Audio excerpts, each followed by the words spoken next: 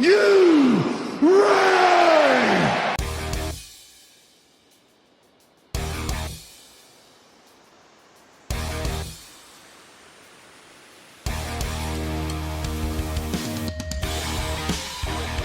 This is the DcX podcast with your hosts, Who is Ravage? Ryan Ruppman, Ravage. Hand me that bottle cap. Miles Kane, Hand me that paperclip. Grab that twine. Gun wrapper. Daniel Schwab, We best friends, Asgard to Mouth, and Pete. 'cause I'm just me.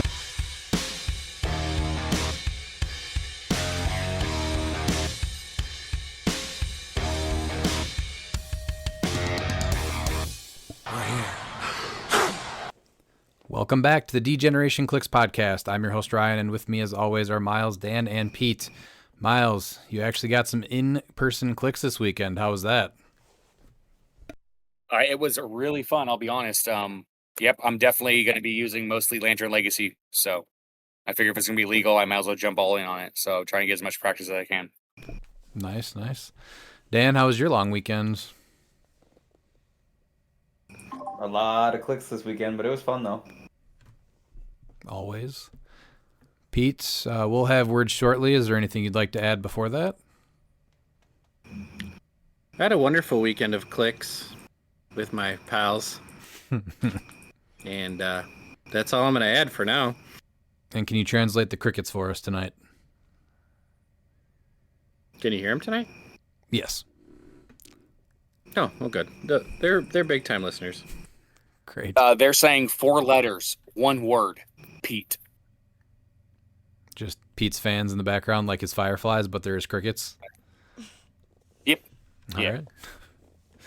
Follow the And- crickets. And then returning with us is Ollie. Ollie, have you been able to grab that knife out of my back yet? What? I didn't understand any of that. You don't understand that? No, we'll talk about that shortly as well. With the Kid Chaos? Yeah, the Kid Chaos. Don't act like you were the That only one that happened was a stabbed lot in the this back on weekend. Sunday. I wasn't. We'll get into all of that shortly. But until then, we do have some minutes to burn. Pete, what do you want to waste our time with on the Bookwood Report today? Bookwood Report. Hello, friends. It's time for the People segment, the Bookwood Report. And Bookwood did promise that he was coming back hard for Lantern Legacy, and he did so, but I have a complaint about the first part of the Bookwood Report. This dude literally sent me a bunch of cards stacked on top of a bag of Purina puppy chow. So if you want to know how hard it is to figure out what Bookwood bought, this is the crap I'm handed to deal with. So he got himself a brick of Lantern Legacy. He pulled some team-up cards, including Superman and Lyra.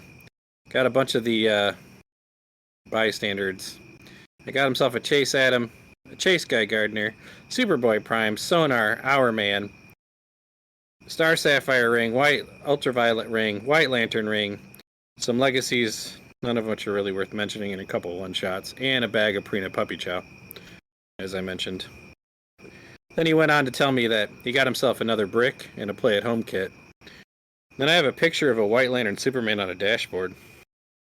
So from his brick, he pulled Prime Lobo, White Lantern Superman, Superboy Prime, Super Rare Sinestro, Cyborg Superman, Green, Yellow, and Orange Legacy cards, Green Lantern, God of Light Legacy, Flash, and Green Lantern Legacy, Kairu Sil Legacy, God Killer Sword, White, Blue, Pink, and Red rings. And I would just like to say, and we're not going to go into it because it's a robust list that Jeremy Talaronic provided, but it was much more organized and not on a bag of puppy chow. Did anybody play Bookwood this week? This week, I do not think so. I heard he lost to Jeremy. I didn't play Bookwood. All right. Well, this weekend, we did have our Cosmic DcX monthly Invitational Championship.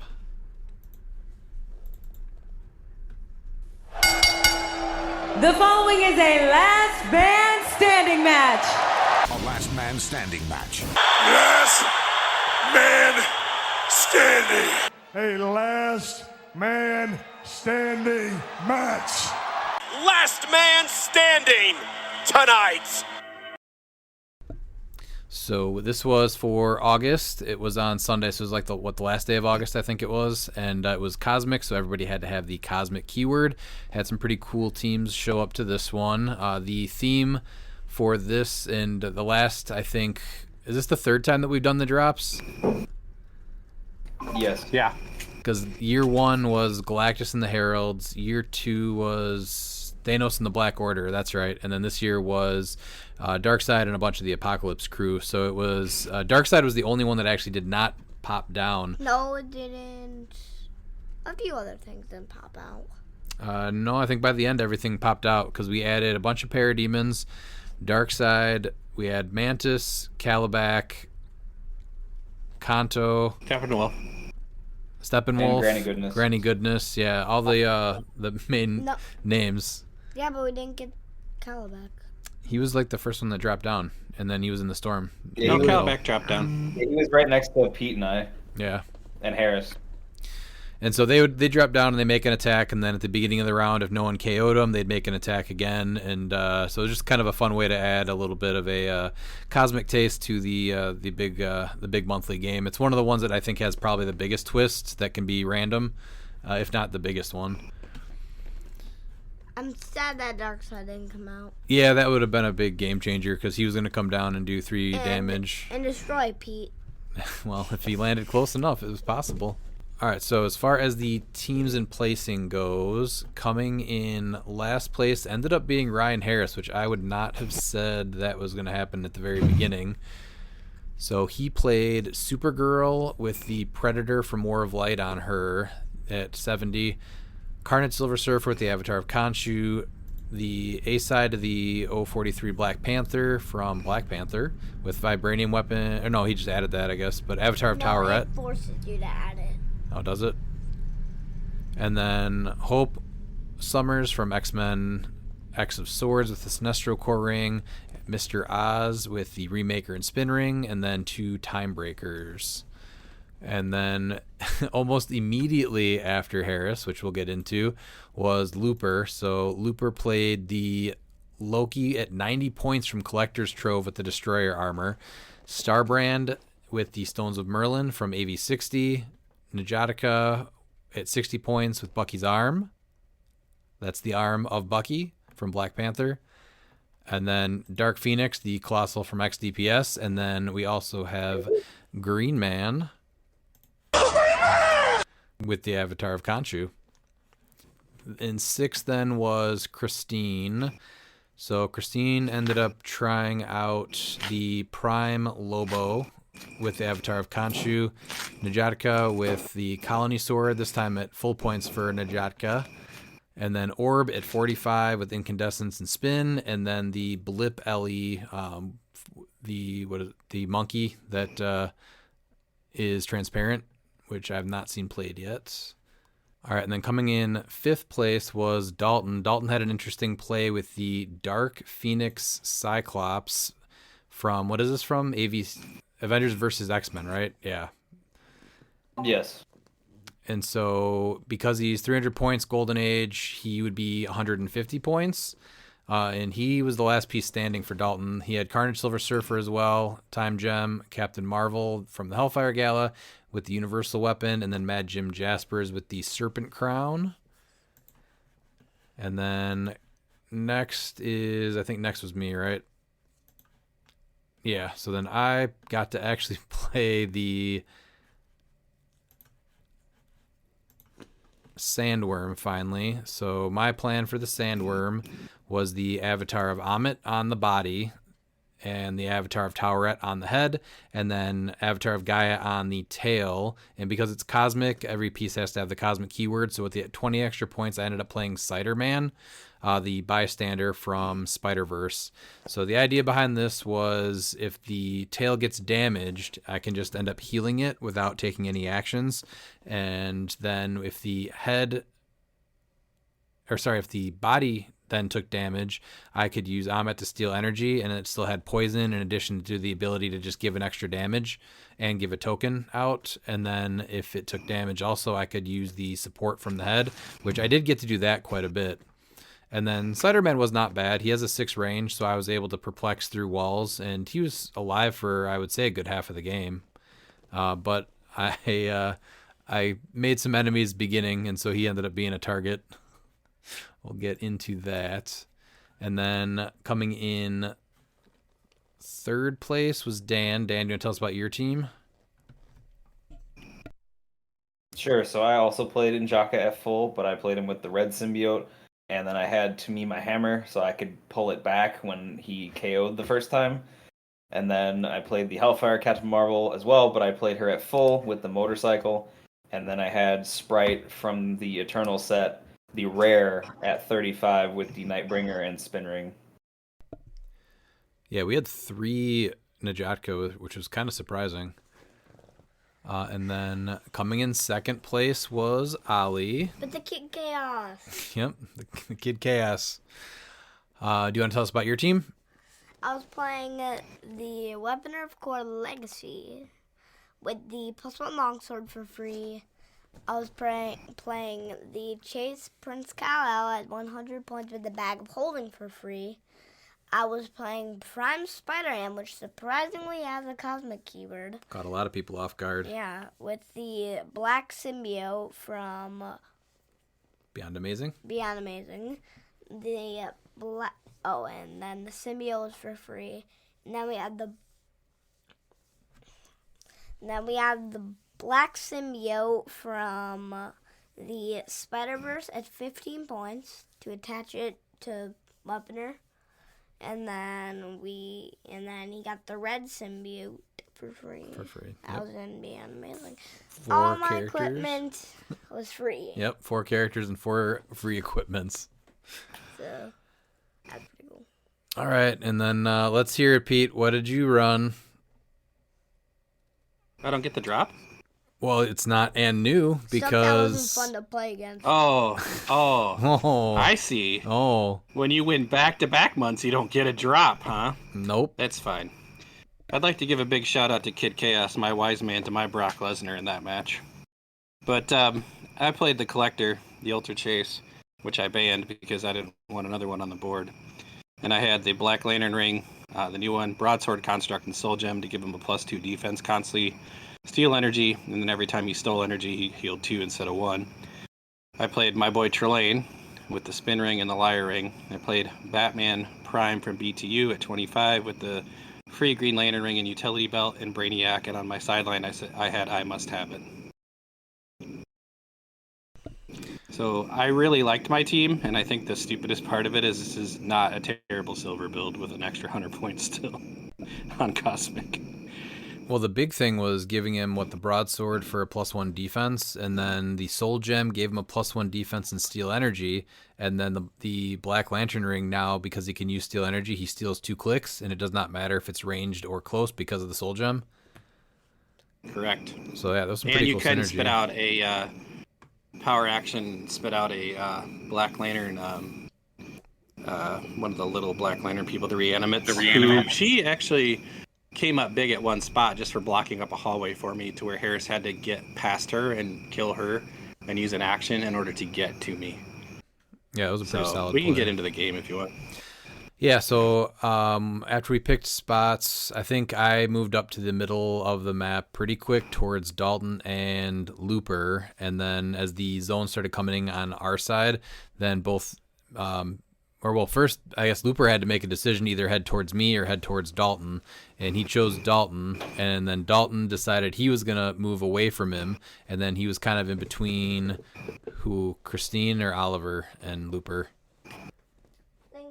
I think it was Oliver, so he put himself between Oliver and Looper. And then I was able to go in on... I wanted to get Looper's Dark Phoenix, and... You mean Dalton? Nope. I don't mean Dalton's. Oh, I thought you meant the big candle. Nope. So I wanted Dark Phoenix dead, and then Dalton decided he also wanted her dead, so he was able to go in on her. And I don't even remember who got her, if it was me Looper or... gave a good fight. I think Dalton got her, but Looper at least gave you 2 a good fight with Bird Mama. I was like, oh, okay, she's at least going to get a fight off before she goes. Yeah, she did get to make an attack, and I think she healed up for it. She did heal a couple times. Looper's team, again, with the Green Man and Bird Mama. So you got 60 points, and she's hitting you from 11 and going through a stop click if she wants. And he had another way to get her to a 12 too. So like he had a 12 Yeah. range, 4 damage. Like, Starbrand. He was picking powers on her too. Yep. Yep. Yeah, it was a cool play with all that. And so he gave her like invincible and +1 stats, and then Green Man for another range. So she was like what, a 12-4 plus whatever. Like she was hitting quite hard. She did, I think, drop first though, and then Well, yeah, when you hit 2 people up there.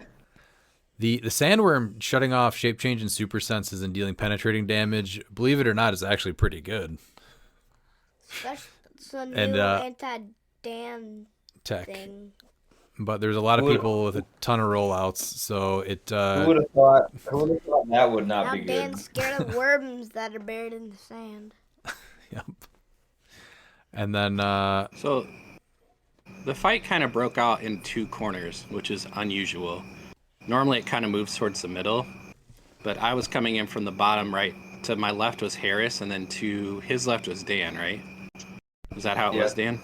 Yeah. You were correct, sir. So, unfortunately, when you play the edge of the map, which is what I like to do, you only have really 2 opponents to worry about. So if one decides to come across the big maps, you kind of can see them coming, but the guy directly to your left is normally the problem. So that's normally who I end up tangling with first, and Harris was giving me the business for a while. That's for dang sure. So the first piece I lost was Trelane to a combination of Harris and Dan, which was the right play because Trelane was kind of had a little bit of board control there. So nobody was sad about that but you. He did what he was designed to do. He made it so that they both had to come in and kill him. It took 2 people to do it. So he was just there to kind of buff the collector if he needed to, obviously, and keep him safe if they're... Because I had a 1 on his card for about half the game, I swear. So... Well, we also and once you held that 1, I'm like, no, he's got to go. We also had that, what was it, the Kal-El making the max damage. Anybody took 3 damage. And so Ollie actually had a lot of control over the match in the beginning, but then he decided to just throw it at Harris because he wanted revenge for a previous month. So I think the 20 months ago. The first piece that went down, I think, was Kal-El, wasn't it? Yep. If it wasn't Dark Phoenix. No, Kal-El got smoked off the board. And I want to say it might have actually been Kal-El because Dark Phoenix actually healed up. Yeah. So it took a couple rounds for you guys to get Dark Phoenix. And dude, that sandworm, I was watching it from the opposite corner, was just over there bullying pieces in the back corner. It's pretty wild. And it might have been before Dark Phoenix went. I lost my tail actually pretty fast. Looper had 4, I think, really mean hits. It was either 3 or 4 on the tail. Yeah, Looper cleaned up the tail real quick. You were down a chunk of your body there, and I was like, oh. Well, that might change the math a little bit over there. So I was actually like, all right, that might be okay. Yeah, him hitting I forget it was 3 or 4 attacks, but him hitting all of them really hurt. I think he just finally was enough to KO it right at the end there. So I think I ate it was either I or Dalton that got Dark Phoenix, but I know I took out his Green Man and Ajatka and then just left him Starbrand and Loki. And then I ended up starting to go after Dalton. And so... Dalton had... Oh, no. Matt... Looper destroyed Dalton's... What was it? Mad Jim? And Carnage... Or no, it was Mad Jim and what? And weakened Captain Marvel, I think, right? Or we weakened Silver Surfer? No, he weakened Silver Surfer a lot, yeah. Yeah. That was his big hit from Dark Phoenix. And so Mad Jim went down first, and then he weakened his team quite a bit. I was able to take out Captain Marvel and Carnage Silver Surfer, and then Looper took Loki and Starbrand around the corner to start chasing Cider-Man down, and then Dalton kind of followed with Dark Phoenix Cyclops to hold the... He equipped the universal weapon off his KO'd Captain Marvel, chose super strength, and ran away with the herb, which for that Dark Phoenix Cyclops was really dangerous because of that last click where you can't damage it if it's already been damaged this turn. So that was kind of that whole corner. What happened over in your guys' corner? Harris and I engaged. Supergirl was doing a lot of damage to Collector, but he couldn't quite string together attacks to do it. Luckily, his Surfer missed a couple of pretty key attacks in order to attack a second time. Now, he did heal his Surfer up off of Ollie. He was full CLX. Oh yeah, he and was eventually. top I collected Surfer. That was the second thing I collected. I collected a Parademon because it was just opportunistic. So one collection token, and then you get charge and blades and toughness. But having charge in addition to running shot on the collector is really, really good. So I did that, and then I think I collected. I was down to my. They got through. What, 2 of my 3 stop clicks? Yeah, we had you to like click like 8 or 9. I think we had you pretty far. Like you were close. Like I was keeping track because I'm like, all right, it means if we can hit him like one more. Like we got you to click 9. I'm pretty sure. So you only had a couple clicks left. Yeah, and it was a big play where Dan caught the double bird salute at the end of all the probs that he helped try to help Harris survive. Again, if the roles were reversed, you totally would have done the same thing. So don't give me some nonsense about, oh, I wouldn't have done that. Oh, no, I would have 100% done it. I probably would have thrown that one on you if I could have, but I had to use that one to save Trelane for you to mop up Trelane. And then Harris missed a bunch of his willpowers, like 2 or 3 turns in a row, like where he just could only do one attack. And that's what kind of helped me. And then eventually Dan got pinched from behind by Christine and Ollie. So he had to divert some of his forces to fight that. So I was able to collect Carnage Silver Surfer and then just kind of opportunistically hit things to heal Collector back up. I got tangled with the kid, and then I got stabbed in the back by his mother. Then on him I had Invincible, Range Combat Expert, and Pensai. So Collector was pretty mean at that point. Then I turned my attention to start putting tokens on the head from across the board. No, you were also. I didn't want that mess at all. No, you were also putting tokens on me. You were just like, I'm gonna get you eventually, and it took you all game to do it. It did. I really wanted to collect Captain Marvel just to prove a point, and Dan's rolls are Dan's rolls, man. It was ridiculous. Now, Dan did get a taste of his own medicine when Oliver just could not roll anything but a 6 on his rollouts. I Dan Dan. You did. You out-Dan Dan. And then Nobody outdoes me. Like, it's just fair. That's how the dice go sometimes. I'm like, I can only outwit one thing. So I was like, well, I'll pick my one option, and that's how it goes. So the weapon that kid needed like a 6 on senses, like 2 pieces on the same turn and something else, and they just were coming up. It was just wild. The Weaponer of Cord was pretty cool, just being able to be equipped and then choose the effect of an equipment. And then generate the pogs. Yeah, and then also generate pogs. So he had some cool choices to make with that piece. And then Spider-Ham locking them people down and not letting you do range attacks if you were in 4 squares in line of fire was also obviously really big too. And then I think Christine killed his black symbiote, so he was able to put that on Weaponer of Cord also. So he stuck around. He did. That was his last piece eliminated. Cider-Man, actually, when Ollie had him, was doing a lot.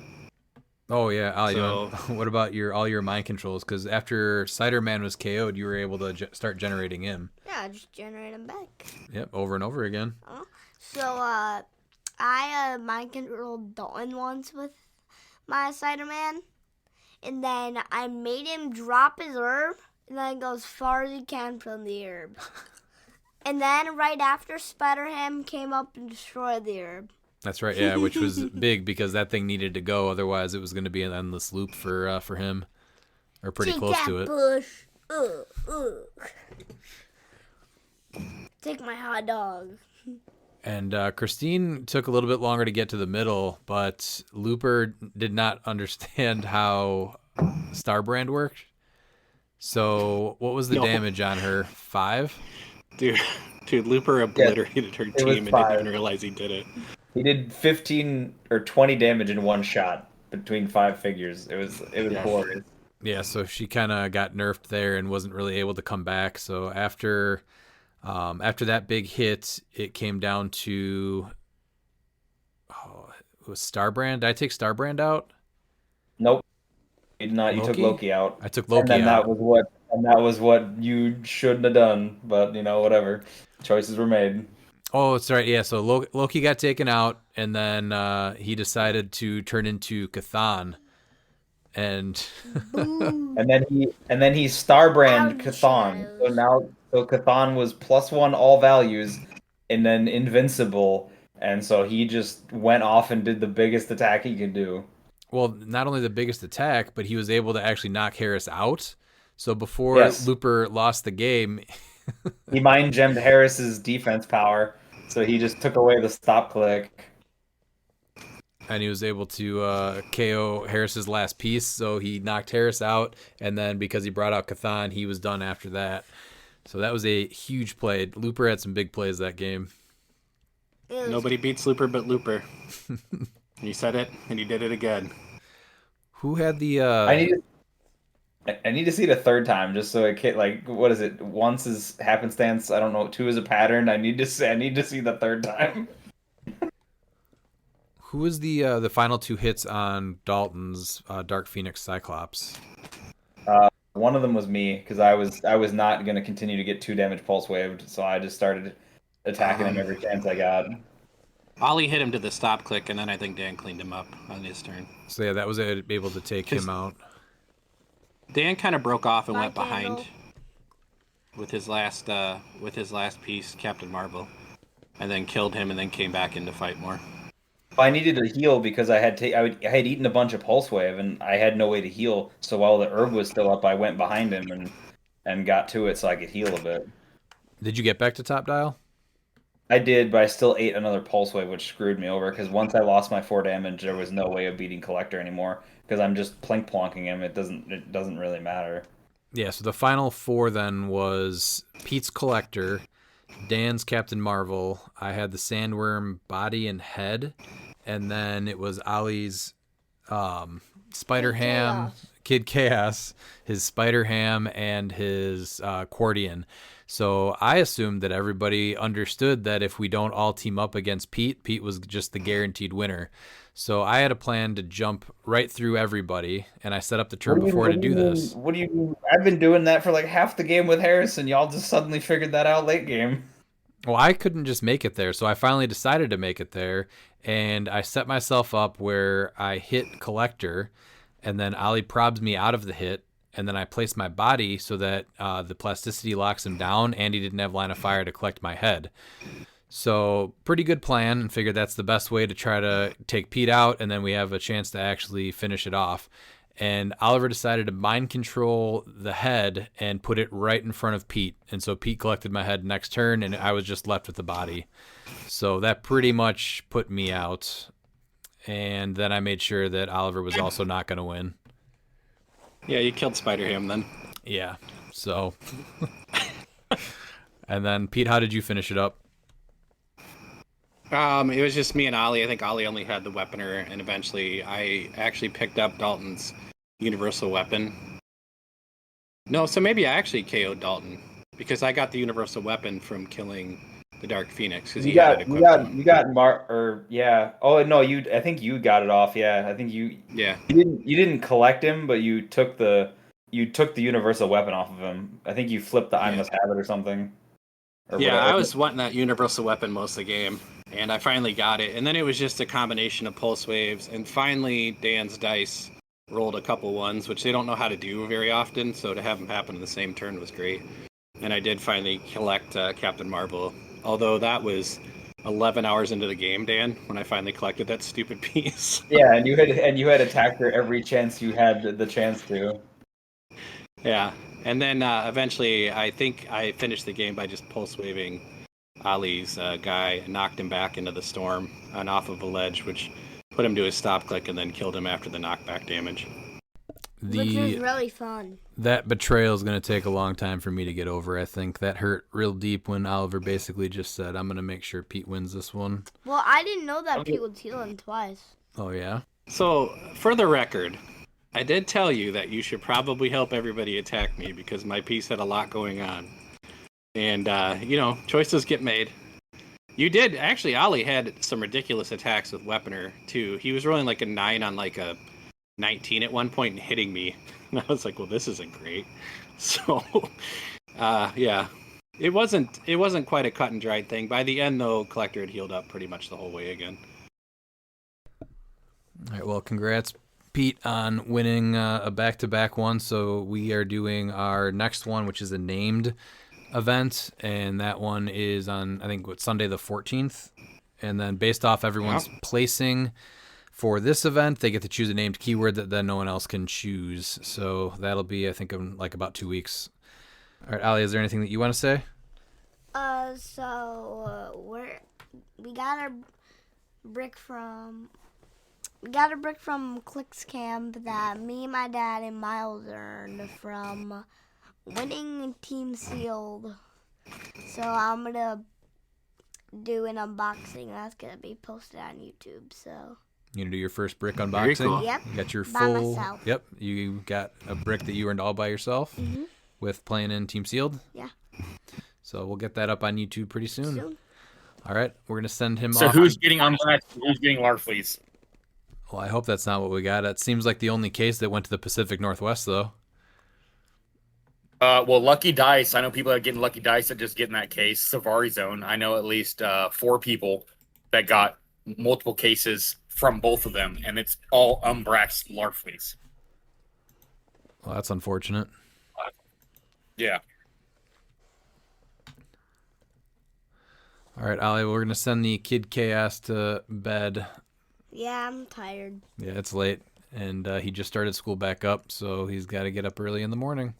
All right, we'll catch you later, bud. Kick ass forever. What did you say? Kick ass forever. Oh, Kid Chaos. Okay. I gotta be honest with you, I thought Ollie yelled "kick ass forever." That's what I thought he said too. That's when you were like, "What did you say?" I was like, That's what he yelled, and I'm like, "Well, that's awesome. That's getting cut, but it's awesome." I'm guessing Ollie's gonna try to correct himself, and I'm gonna be dealing with a lot of Ollie next month, so that's okay. It happens. We'll try to see how that plays out. Yeah, it was a lot of backstabbing this last month. I was like, oh, okay, all right. I see how it is. I love it. Oh, It I was don't. two distinct, like, big bads on the opposite corners fighting multiple people. Yeah. I really thought the Sandworm was going to pull it off until the mind control. Dude, I'll I be could honest. have. I know that backstab was just insane.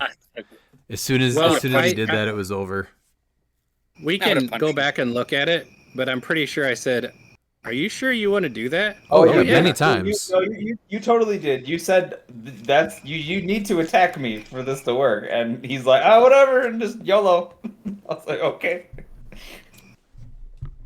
Yeah, absolutely insane. Like, at least it was Pete and I fighting, and so at the very least, if Pete's gone, then Dan and Oliver have a chance to finish me off with whatever, because Pete would have been trying to hit my body and giving it collection tokens so that it would just get out of there. So we pretty much had like 3 or 4 turns for me and Pete to just fight back and forth, and then that only chance that Oliver and you had was if you and him tried to clean me up at the end. Yeah, but like, I didn't think I stood a good chance against you either, because you just ripped right through me. It's like I get none of what my piece does. So it's like, Right. I'm not saying that it was like in your favor, but it definitely Pete being the last one alive against you two was less in your favor. Oh yeah, it was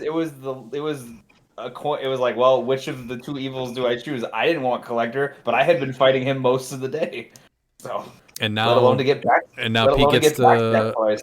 and now Pete gets to brag about going back to back, and he gets double picks for his whatever and 2 effect terrains and double bans. I just know what I'm doing next month. That's all I know now. So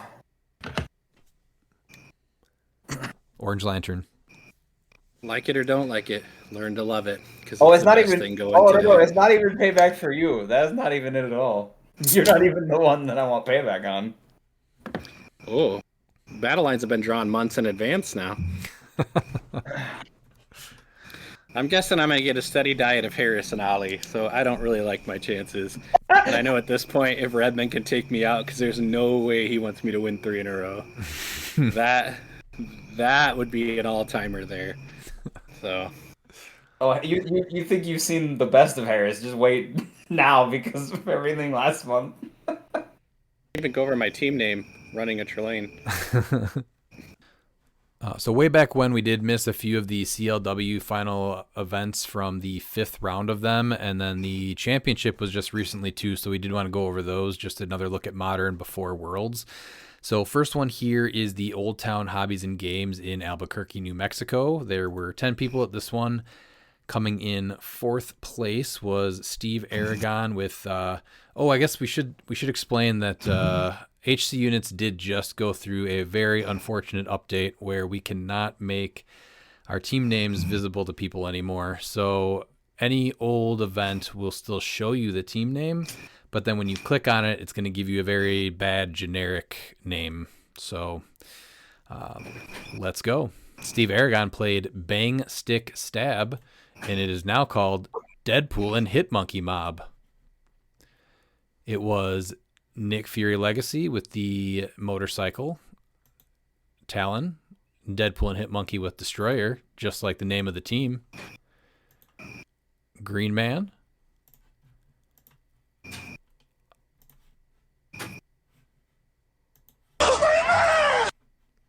with the broadsword construct, and then the 039 Madison and Perdegaton, only Mimic on the sideline.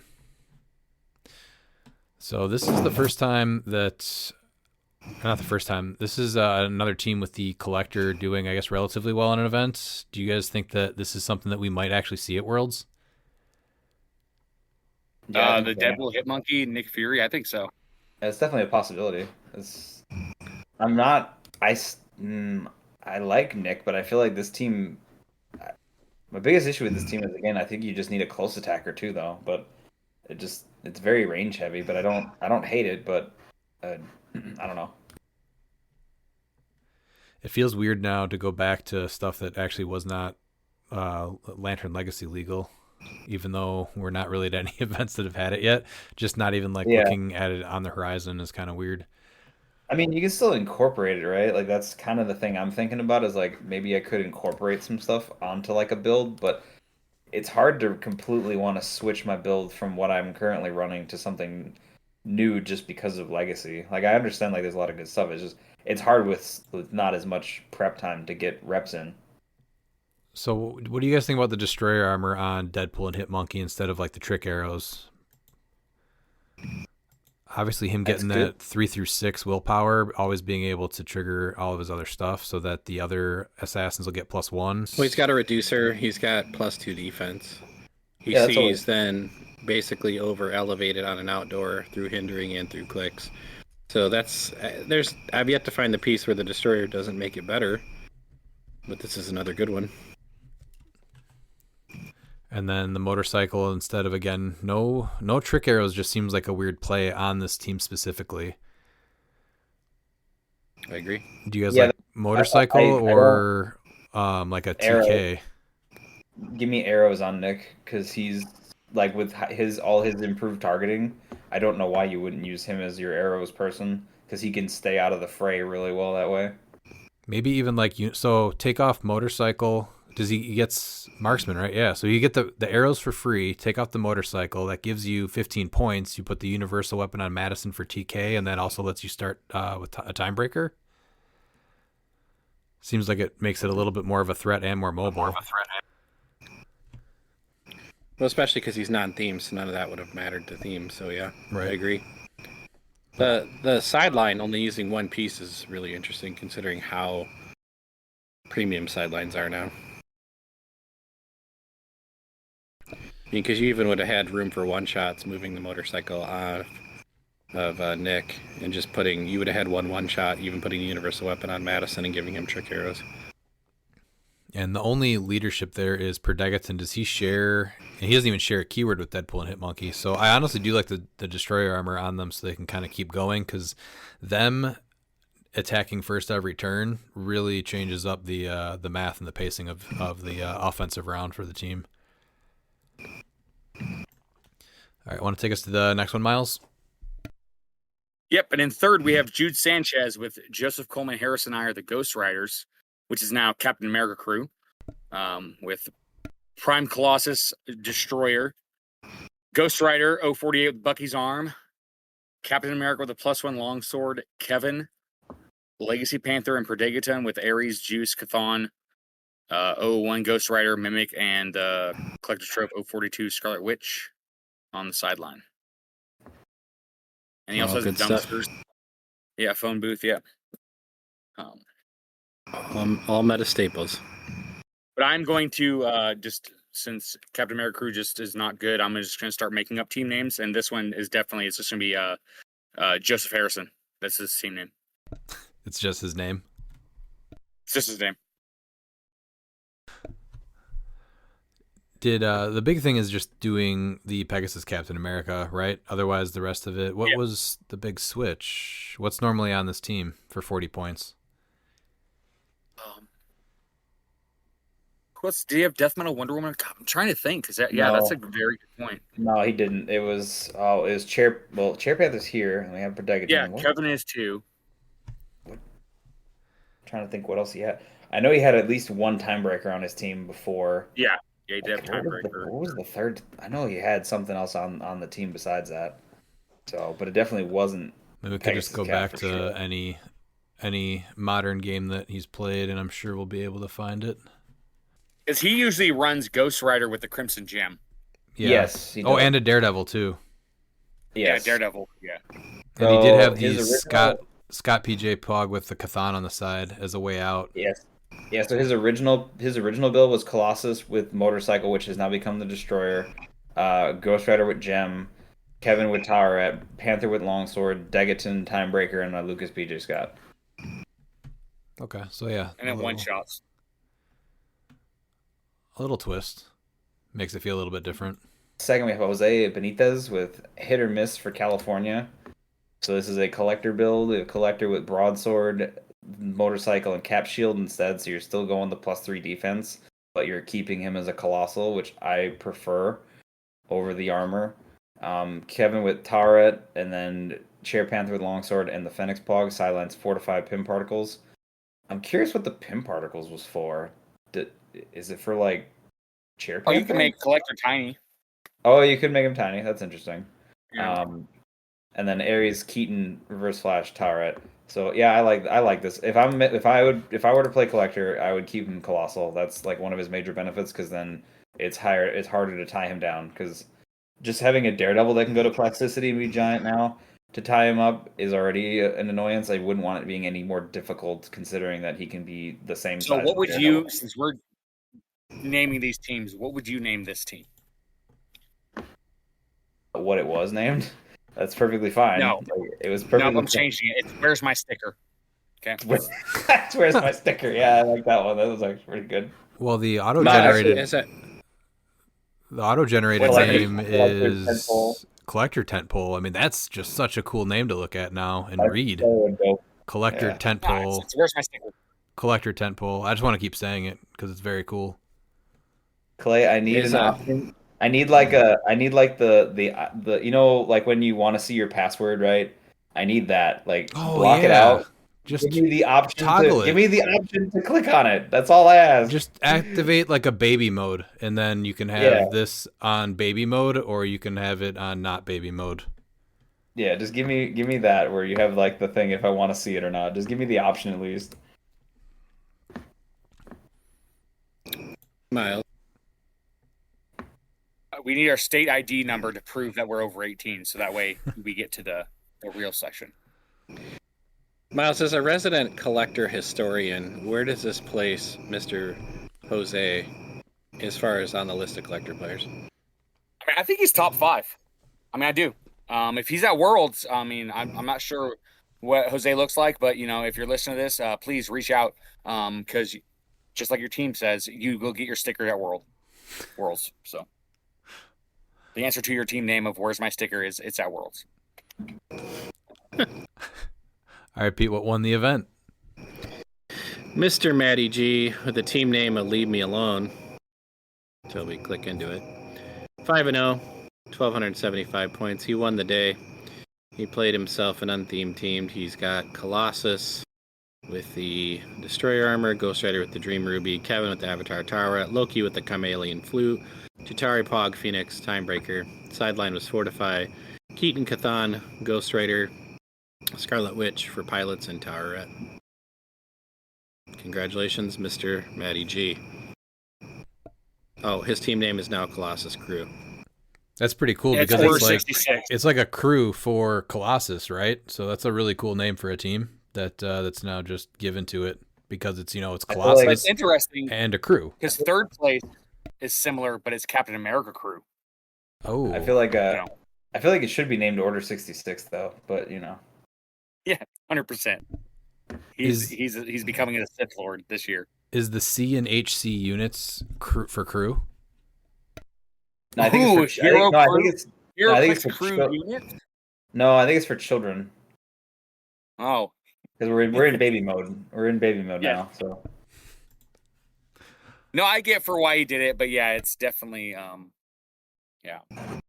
Everyone, start using the description for your team names. That's where the real team names will be.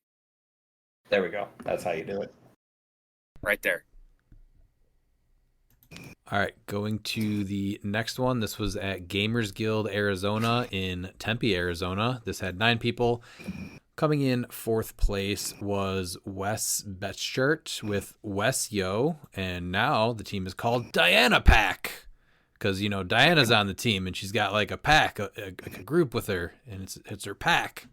So this had Prime Colossus with the glider, Butterfly with the butterfly sword. Why is it adding these bystanders now to him? It's so weird. Just so you know what it's tied to, instead of it being on the, it's just on your. That's gonna take a while to get used to.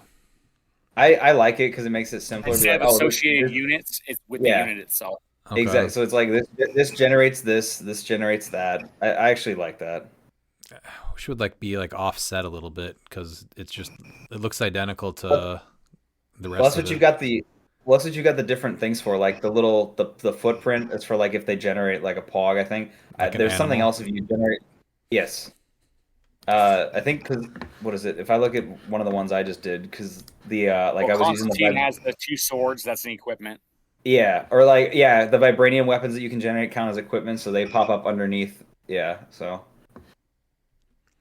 Well, it also had Diana on the team, so that it would be her pack. And then John Constantine with the Bloodstone and a red symbiote, probably going on Colossus.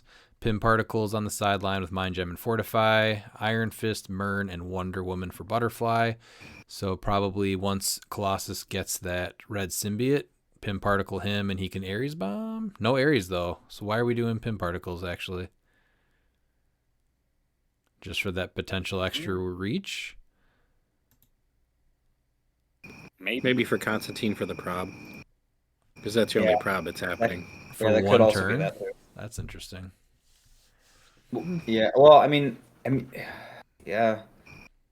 Well, it also might just be because does he not have TK? He does not have TK, so that might also be to get Diana the giant reach in order to actually get there too.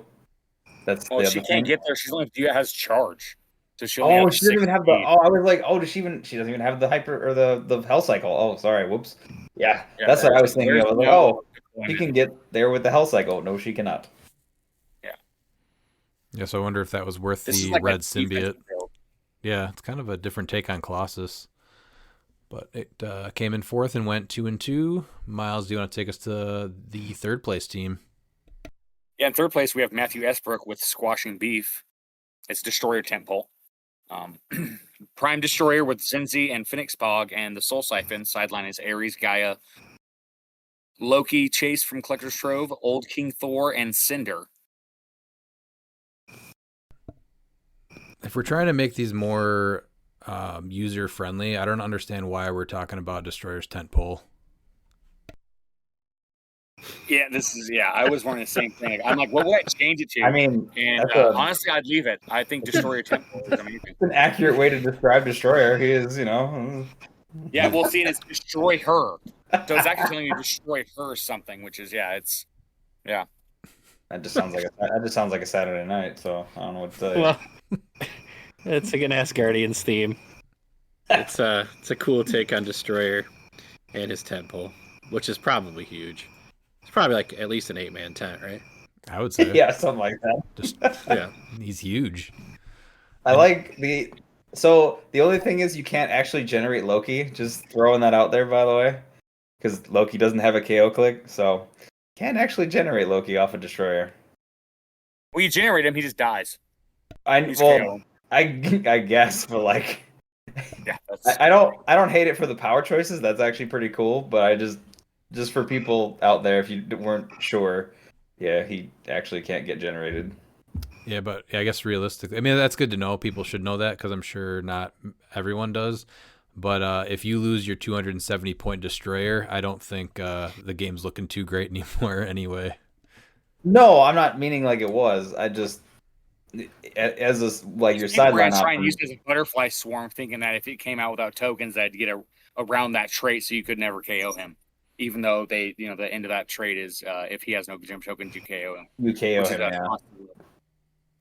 No, it's good to get that information out there, though. But yeah, really cool to take the Prime Destroyer at full points to second place, and also I guess my only other question is: was there a reason he wouldn't want to use Gaia as an avatar? Because the destroyer gets it for free to allow him to heal every turn. But I mean, honestly, he probably could have, and it's just not on the build.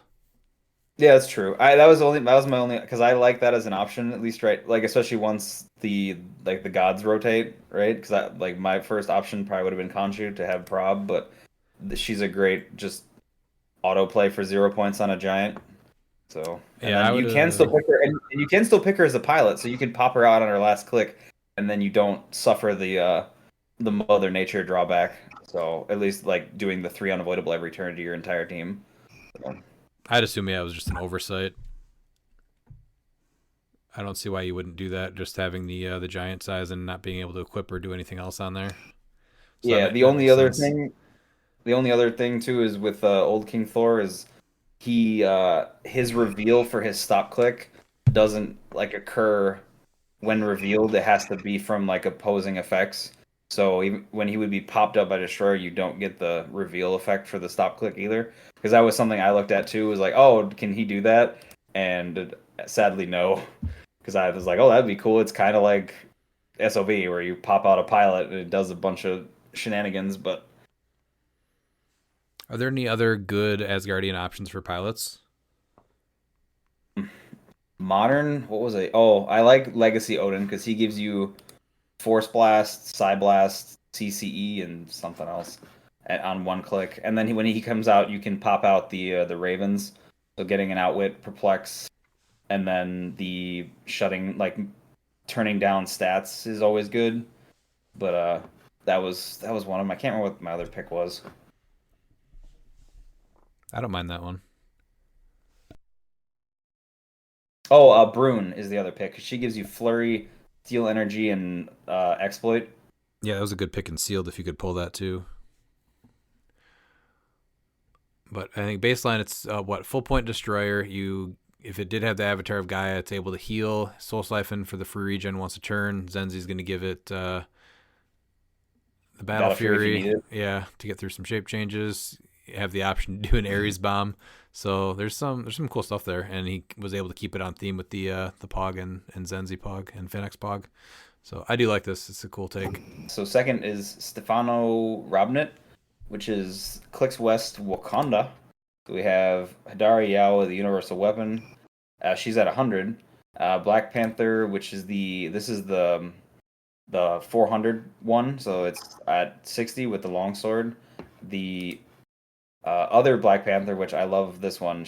This is the Shuri Black Panther from the 400 set with the Avatar of Khonshu, Ramonda, and Shuri, the uncommon from Black Panther, with the just on her own. Yeah, and then sideline is Mind Gem, Ares, Khonshu, Midnight Angel, Mimic, Reverse Flash. This is actually really dope. I'm kind of questioning the Black Panther stuff, like or the T'Challa one from the 400 at 60, just because he doesn't have the leadership power on that line. And I don't know if that's what you're going for, or if you just want a bunch of Vibranium on your sideline, and then for the modified defense +1 because they all have Wakanda printed on their base. So I'm not 100% sure about that. But they're neat. The Wakanda 400 guys are pretty dope. The Shuri thing for the perplex and then being able to place them up to 4 squares away is really awesome. So I played against the team that did that with Kong, and it was really cool and effective. It was Ruler, probably? I don't remember what the keyword was. I thought there was keyword cheating actually. So it could be mystical too, because the Shuri Panther is mystical too. The 2 keywords I know they share between her and Kong are ruler, mystical. So there was a way to get it on. I thought Wakanda though, but I'm not sure if he played. It was Matt Ventura's team from the CCO event. Arnim Zola. Oh, Arnim Zola gets Kong on Wakanda. If you do the Shuri as well, right? Yeah. It definitely was With the not team. that. Yeah. But yeah, I like this. I like this a lot. The only thing I'm questioning is the Black Panther, but I'm guessing he did it for the trait because the damage power is awesome, but you don't get it on the low dial. So you do lose a little bit of mobility if you're not able to do that that free move with because you got to perplex, right, to do it. Yes. Yeah. Yes, so you do have to. I think the big thing, honestly, is just taking off the T'Challa Black Panther from 400 to do a Chair Panther, right? So you can stop Beetlejuice and then continue to have Hadari Yao going. Yeah. And then you still keep that would be big Wakanda on this team. Also, I know Reverse Flash is good in that, but like you could do a 2-mon Shuri because she just will have an additional +1 range, so she go to 6 minimum. So for like her stuff for perplex, TK that, I guess if you wanted to really try to yo-yo something out with she's really not going to be making a lot of attacks. You won't be exactly. That was my thought. So, but yeah, I mean, I like Wakanda. I think they're real close to be just being good, like even in modern. I do see what he was going for though with the Ramonda and with that Black Panther. They're getting +2 defense actually. Oh, yeah, +2 so defense. It is a 21, which isn't bad. No, it's definitely hard to hit consistently too. 1, 2, 3, 4. But if one piece goes down, then Hadari also starts taking full damage, and she doesn't have a reducer from the destroyer armor. Also, that's one of the strongest things with the having the time breakers on a Hadari Yao team is being able to make all those bystanders every turn. My other thought, but that you'd have to change a lot of the build, is if you could fit the Prime Panther on there, because that would actually help her a lot. Because yes, even if she it's harder to KO her then, right? Or anybody, because he can just revive them from anywhere. So for what it's worth, there's only 3 juices in the field on the sideline. Well, that's good. So he was able to pull. It looks like Not he was bad. able to pull. I mean, it's still a third, but yeah, he was able to pull it off. It looks like. Majority of the things. I'm looking to see. That's a good sign. Yeah. All right, Pete, what won the event? In first place, we have Valentin Perea with Stuntman.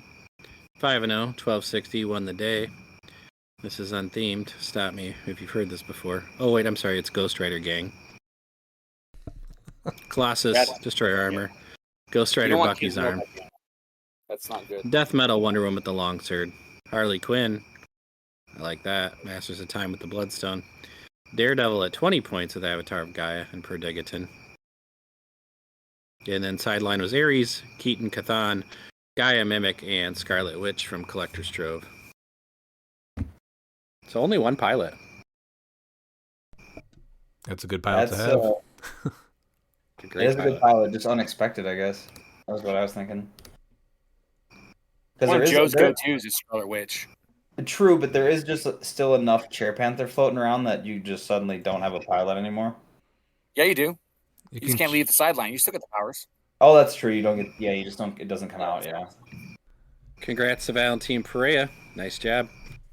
Next, we're going to CLX Week West, month 5. I don't know where this is at because I don't see a store name. CLX Collective in Union City, California. There were there we go. 14 people there. Coming in 4th place was Guadam Budida. This is 300 Kryptonian Flock. I mean, this one I guess I'll accept if you're going to rename a Kryptonian team, right? Let's see what this is. Oh, but they renamed it Kryptonian Force, which I'm not okay with. So this was 55-point Superboy with Bucky's arm, Comet from the Super Pets pack with the Bag of Holding, Crypto from Super Pets, Super Soar, Zala Jor-El with Avatar of a Tomb, the Bardley Quinn, and a Phoenix Pog with the Tomb, Beetlejuice, Chthon, Supergirl, and Superman on the sideline. Pretty cool, actually, to take this team, even if it is a Kryptonian team. So, again, putting Austin to a little bit of shame there. Well, he's been doing it all year. Gotham has. He's been playing Kryptonian and getting in top 4 pretty consistently at the CLX League West out here in Union City. This is doing the Lord's work with Kryptonians. He has He has good choices for sideline too for Comet. I'll give him that. That's his 2 picks are solid. You either have Supergirl or the black suit Superman. So that's at least good choices. And I'm going to choose to believe, because the original team name was Kryptonian Flock, that he chose the Superboy with the leather jacket to honor Raven and his flock. Yes. But we'll never know because now Super it's Source Kryptonian clearly, Force. I think this actually is. I think this actually is like a Raven's flock in CLX form because you have Raven. Super Source clearly Reese. You know? I mean, I think it's there. Do you want to keep Crypto's stretching gonna be it? Lodi. Yeah, you do. Comet is Sick Boy. Solid Jor-El, because she's tough. It's tough. I'm going to probably say that's Kidman just because Kidman's probably the second best. Actually, he's Comet because he flies. And then we're also going to have Scotty Riggs. And then Harley Quinn is going to be Stevie Richards. When the Phoenix Pog is going to be Blue Mini. That's how it is. Checks out. Yeah. 100%. All right, who came in third? And in third place, we have Paul Cote with Colossus. Oh, that's what it was. Colossus Crew. Meshuggah's 7th album. I think we could have a Colossus Cote. I think would be cool. Just change Crew to Cote. Cote Crew. Cote Crew. Colossus with Destroyer. Spider-Man 052, which is Asgardian Spider-Man with Hell Cycle. Murn with Bloodstone. I would have liked to see Destroyer and Bloodstone swapped. Space Ghost, Predagon and Trick Arrows with Mind Gem, Heimdall's Sight, Ares, Juice, Mimic, and Panda Pool on the sideline. I'm assuming Panda Pool is just there for moral support. Yep. Yeah, it has to be. Yeah, but I mean, I think the reason why he got third and not first is because he didn't switch the Bloodstone and Destroyer. Yep. Equipment. I do like the Hell Cycle on the Asgardian Spider-Man, though. That's kind of neat. I do wish that he would have been able to take Panda Pool on the main force, so we would have gotten like the Panda Pool crew as the new name of the team, but I guess not. Would it be the Panda Pool Party? Panda Pool Party. Panda Pool Party's a pretty good team name, actually. Yeah. It better be Panda Pool Party. What do you got next here, Dan? We have Anthony Berrigan with goats, but not shitty Overwatch kind. now it's Asgardian Army approved 7/16/25. Oh my! So we have Sleipnir with Avatar of Gaia. We have Freya with Trick Arrow. We have the starter Thor from 2025 with Stormbreaker. We have Tooth Gnasher, which is the brown goat with Destroyer armor. We have Pegasus Captain America with Mjolnir, and then we have Phoenix and Weasel. We also have. Oh, he was only playing one goat. That's all you. That's all you need is one goat. It was Tooth Gnasher, right? Yes. I mean, don't get me wrong. I like it if you can play both of them, but even one is amazing. So, and then what was the other one's name? Tooth Grinder. I thought. I miss those guys. They're always there. That's always nice when they can come out of the box. Me too. I appreciate it, Miles. So sideline was Fortify, Heimdall Sight, Ares, Bedlam. Interesting choice. That's not what I would have expected. I like the blades. So I will say this, Anthony. Towerette. Because you can put it on somebody, and then you can also pick Towerette as a pilot, so you get blades and prob. Yeah, That's but what Tower, you're- he only has 6 of 6 sidelines, and Bedlam's coming in at a 12 attack. I know. I don't disagree with you. I just because Towerette also comes in on a 12-4 as well on her last click. So, but I like this. I don't hate this whatsoever. It's great, and I like the prob because he can prob himself twice to guarantee the hit. So that way he doesn't disappear when he misses. Better chance of rolling a 7 too. Yeah. So it's big. no, it's very cool. I like it. Good pilot choices. Obviously, it's pretty neat. This is a build very similar to what I was running, so I dig this a lot. I have a question. Yeah. Wasn't Anthony the originator of Mern with Destroyer Armor? Yes. He was, but this might have been an event before that actually began. Okay. I'm almost positive.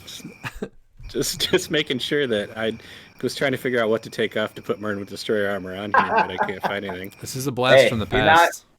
I was gonna say you're not taking the goat off. Goat is the goat for the reason. I do like seeing Yeah, theme this is teams July 19th. like this. Yeah, it was a little bit older. I do like seeing theme teams like this do really well, though. So awesome job, Anthony, on the Asgardian theme team. Pete, what took this one? First place, Mr. Nicholas Madison. Please attack my attackers 6-0, 1405. Turned into Colossus Crew. So guess what he's got on the team, boys? Spirit of Vengeance, Red Hulk with the motorcycle, Colossus with the Destroyer Armor, Kevin Perdegaton, sideline is Beholder, Keaton Cathan, Thanos, Ultimate Hulk, Zombie Scarlet Witch. Nice job, Mr. Madison. Hey Pete, he's trying to take your silver shtick because he's Mr. Silver 34. I can't update my win name, unfortunately. He's been playing, I think, this Collector. Vengeance. No, he dropped Collector, I think, pretty quick. He's been playing Spirit of Vengeance Red Hulk for quite a few months now. Did he? So, and he's been doing. He's trying to show Joe that he's a better Spirit of Vengeance player. Well, I think that's wasn't even up for debate, was it? I don't think so. I mean, he did get. Trying to think, Joe only played it in the silver event where he got second, right, at Rock Cup? Yeah. Yes. Or was that He just might have for the no. teams? He played him in North Carolina too. I'm pretty sure. Yeah, where he got I think top 8 or 4. Yeah. Nicholas has been killing it out there with this build, though, so I would expect him to take this to Worlds in just a few short weeks. But yeah, Nicholas is a real good player. I played him at Worlds. He beat the brakes off me. That checks out. Mm-hmm. That checks out. Congrats to Nicholas Madison, though, on taking that one. And then the last number 5 is Atomic Games out of Artesia, California. 7 people, top 4. It's going to be Robert Martis with Log Copy. And this one is the Ghost Rider Gang is the new name, auto-generated by HC Units. This is 048 Ghost Rider with the motorcycle, Butterfly, Major Logan with the motorcycle, Black Panther, the Chair Panther, Perdegaton, Copycat, Ace, the Pog, Phoenix Pog, and a Timebreaker. And then Fortify, Cathan, Freya, Ghost Rider, Major Logan, and then Death Metal Wonder Woman on the sideline.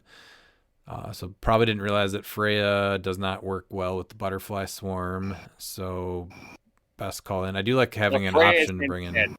What's that? Freya's not optional. So it does not work well with the Oh, Butterfly. never mind. No, she is instead. So never mind. Yeah. Yeah, but I've been hearing conflicting. So we actually need a true ruling because since then I've heard that her and Wonder Woman do work. So I'm curious to see we're gonna need an actual ruling. I thought it was in the comp where you have to do all non-optional. I'm pretty sure it's in the comp. Yeah, that's what I thought too. And then there was conflicting, and it needs to get addressed before Worlds for sure. I could be wrong, and I often am, but I think that's probably his pilot for Ghost Rider. Freya? Who? Yeah, right? Ghost Rider 001. Steel Energy. See, I said I was wrong.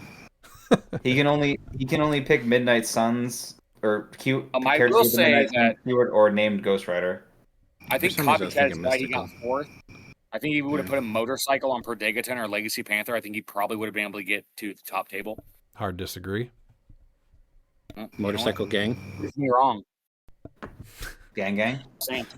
I do like the Free the Butterfly. extra Major Logan to call in for Butterfly though to increase the D6 rolls.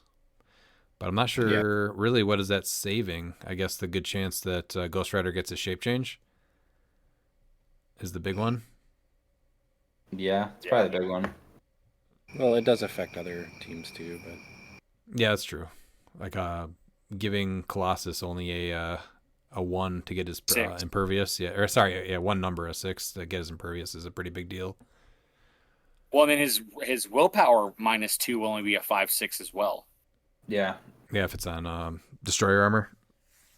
which I'm guessing most Colossuses are on Destroyer. Most are, but some are on a glider. We know that. Sorry, most Colossi are on. We've been is seeing that the plural of the Colossuses? the glider sorry. or the motorcycle on him though, and then the Destroyer armor on Hadari. Yes. All right, what took next there? Next, we have Anthony Berrigan with BYOP, which stands for Mern Mob. It says bring your own pog. I'm going to go with Mern Mob. I mean, it's clearly what it is. It's Mern Mob. He has Mern, no Destroyer armor. That's why he got third. But that's Zala with the Crimson Gem, Pegasus Cap with Mjolnir, Legacy Panther with Bloodstone, Prime Elsa with Trick Arrows, Perdegaton, Zenzi, Daredevil with Stormbreaker, Phoenix Pog, Timebreaker, and he has Fortify, Heimdall, Sight, Ares, Beetlejuice, Chthon, and Mimic on the sideline. See, going back in time like this, it allows you to see a team really evolve. So this was probably an event where Mern was on the team and he got tossed around a lot. So he's like, how can I make Mern last longer? And that's how Mern with Destroyer armor was born. And this adds a lot of history and backstory to the whole team that we saw a little bit ago. Yeah. Necessity is the mother of invention. Anthony went back to the lab and he found Mern and a Destroyer armor, and nothing's been the same since. Hey, if it works, right? Now Mern does the tossing around. Yep, so now over under Mern with Destroyer armor wins Worlds. No. I'm going to go yes.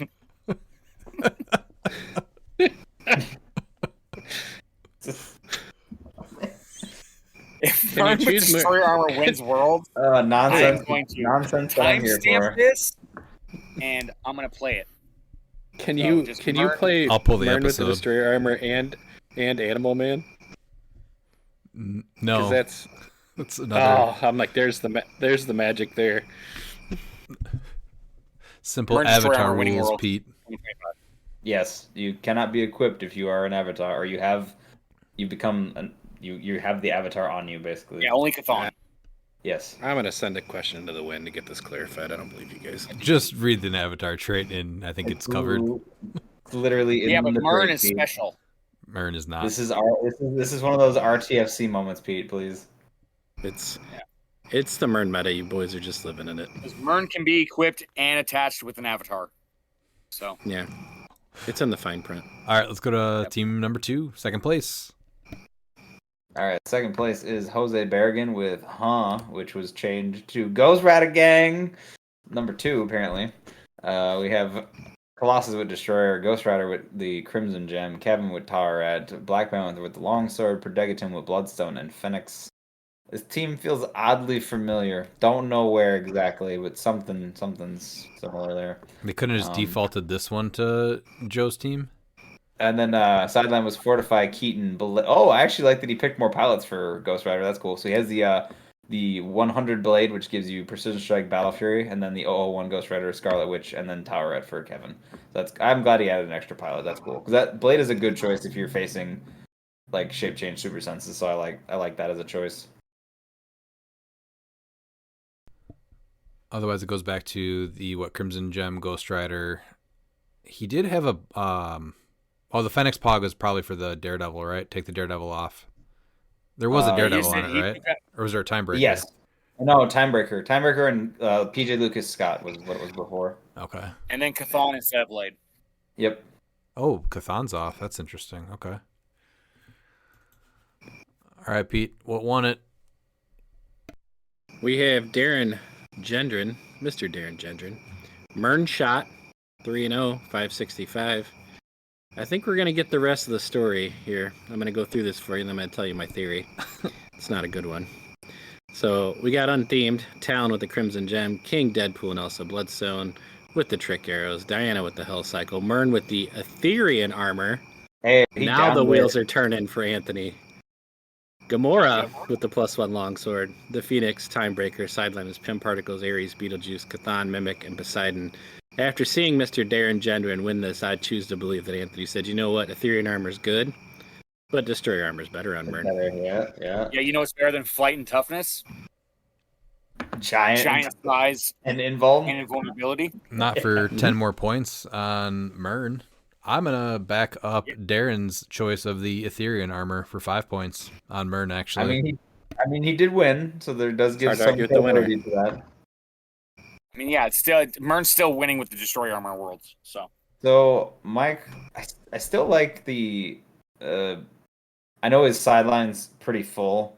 I don't know if he needs Poseidon, so I'd rather have Talon have a tomb for the. I know it doesn't really buff her range that much, but the pen damage for her is nice, so she can attack and just do more damage because she has the free regen to heal off the damage she's taking. But that's my only minor critique. Otherwise, the team is very neat. And it works. It obviously worked really well. Gamora is awesome, so I love her for 35 points because suddenly she's a 13 for 5 suddenly if something's hit already this turn, which is awesome. He's had a lot of really cool takes on assassin adjacent builds, so this is just another one of those, which is really cool to see. And maybe this was the reason that Anthony decided to up the armor game and go Destroyer Armor. But like I said, I'm going to back Darren on this one. Rebin. Yeah, Pete. Would you call it an armor race? I would call it an armor race. And you know who won? Yes. Darren. Wait, no. Nope. No. No, it's the Armor Wars, sir. Ooh, that's good too. Man, that's good.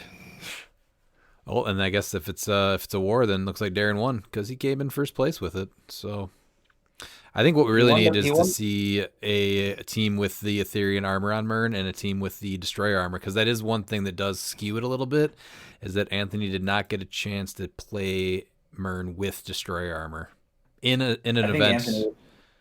I think Anthony would say that he may have won the battle, but not the war quite yet.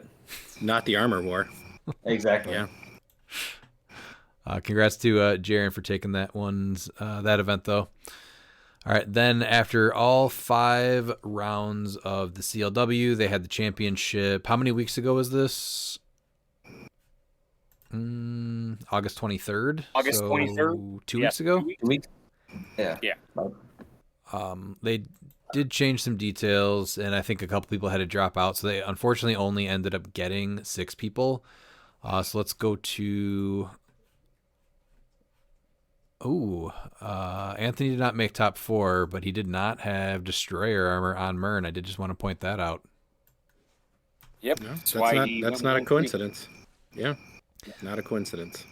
All right, going to 4th place then is Ryder Bullard with Don't Make Me Angry or I'll Get My Vengeance. It was Spirit of Vengeance. No, it's not. Oh, you're right. It's the Perdegaton pack. It's a pack of friends for Perdegaton now. Perdegaton was on the team with the Bloodstone. Also Kevin, Avatar of Toweret. Prime Colossus with Destroyer Armor. Spirit of Vengeance, Red Hulk with the Longsword. Beholder, Cathan, Toweret, Thanos, Ultimate Hulk, and Zombie Scarlet Witch on the sideline on the Perdegaton pack. All right, Miles, what about 3rd place? And in 3rd place, we have Paul Cote with Animal Farm, but let's see what they change it to. Animal Army. No, it's Kote Kenta. That's the new name. Well, what's wild here is that... Oh, hold on, though. So you take a really fun name like Animal Farm, and then you make it violent by changing farm to army. I mean, that's not okay, right? I mean, you got a point there, yeah. I mean, Animal Farm is like, it's an interesting book, but I mean, it is a farm. I mean, you're backing violence? right? Mm-hmm. Yeah, with an army. Not a fan. Farm is way more friendly. So It is. not a fan. Go ahead. So we have Moreland with Gaia, Butterfly, Caveman Wally West with the +1 longsword, Kong, Pegasus Cap with Destroy Armor, and a swarm of ants. So is that why it's an army? Is it the army ants? Fortify, Heimdall's Sight, Gaia, Mern, Perdegaton, and Prime Ra's al Ghul on the sideline.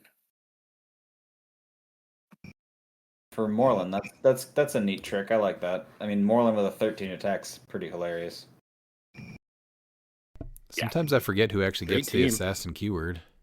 I did not remember it being on. Don't forget, the Pogs will be a 12. Yeah.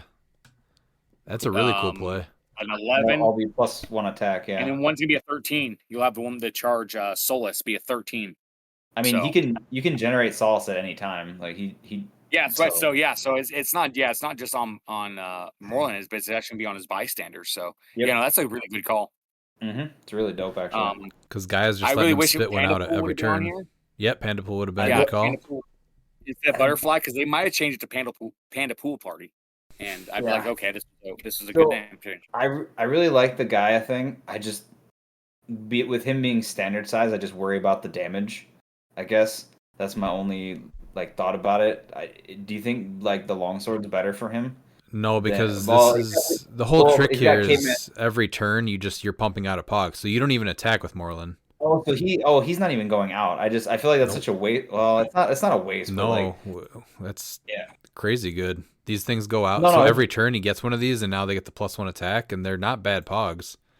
No, they're not at all. I love them. I just my thought was I still like using Moreland as another attacker, right? That's why I'm thinking Well, of it I that think way. that's the thing too, is that he can be if needed. Yeah. But he's gonna be having these Pogs.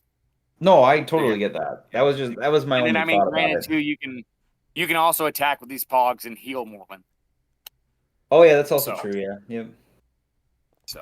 So even if he takes damage, you might be able to heal him back up pretty quickly with the Pogs. Yeah, I could see that. Yeah, what they have that Boar and Bricks that has Flurry and Steel Energy that they'll be a 12 attack.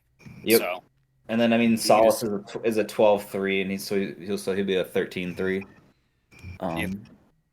And if that was a Yeah, no, problem, I like it. if that was a problem, you could have always tried to go into a Chair Panther or something for the Butterfly. You're not really getting as good of an attack out of it or any tricks, but it doesn't look like he's really even going into that anyway because it's either Mern or Perdegaton. Yeah, that's true. Yeah. This is an interesting take on. Really do Ra's al Ghul. I mean, Ra's al Ghul main force is not bad. No, I will say that.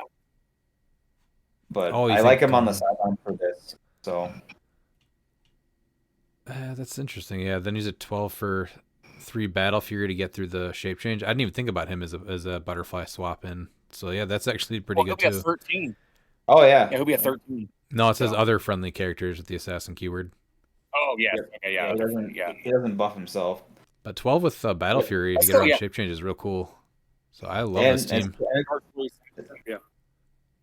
Yeah, this is an awesome team. Nice build there, Paul. All right, second place, Dan. So we have Brandon Weber with Vengeance, Vengeance, Vengeance, which was corrected to SOV Red Hulk Squad. Man, it's tough out here. So we have Spirit. We have Vengeance Hulk with the motorcycle. We have Colossus with Destroyer. We have Loki with Bloodstone, and we have Perdegaton. So Yeah, sideline this looks a lot like the Colossus crew team that we talked about. I know they're starting to all blend together a little bit, and it's rough out here. Sideline is Beholder, Keaton, Chthon, Thanos, Ultimate Hulk, and Zombie Scarlet Witch. So you just have the 4 pilots. So I mean, we know this build is good. Like it's been doing pretty well. But now it's a squad. Yeah. So I'm not sure if that makes it better, but it's a squad. They probably feel pretty comfortable working together. They've been doing it for a while. I think it checks out. Oh yeah. Mm-hmm. Well, yeah, and it's actually like squatters, squatters sort of. So, because how Spirit Vengeance just poops out his pilots, and he's just going to squad there. Oh, that is a good connection too, Miles. Yes. Nice. I mean, Magic he pilot does, squatter. Yeah, Yeah. he does. He does like to do the pooping of the pilots. You know. All right, Pete, let's hear first.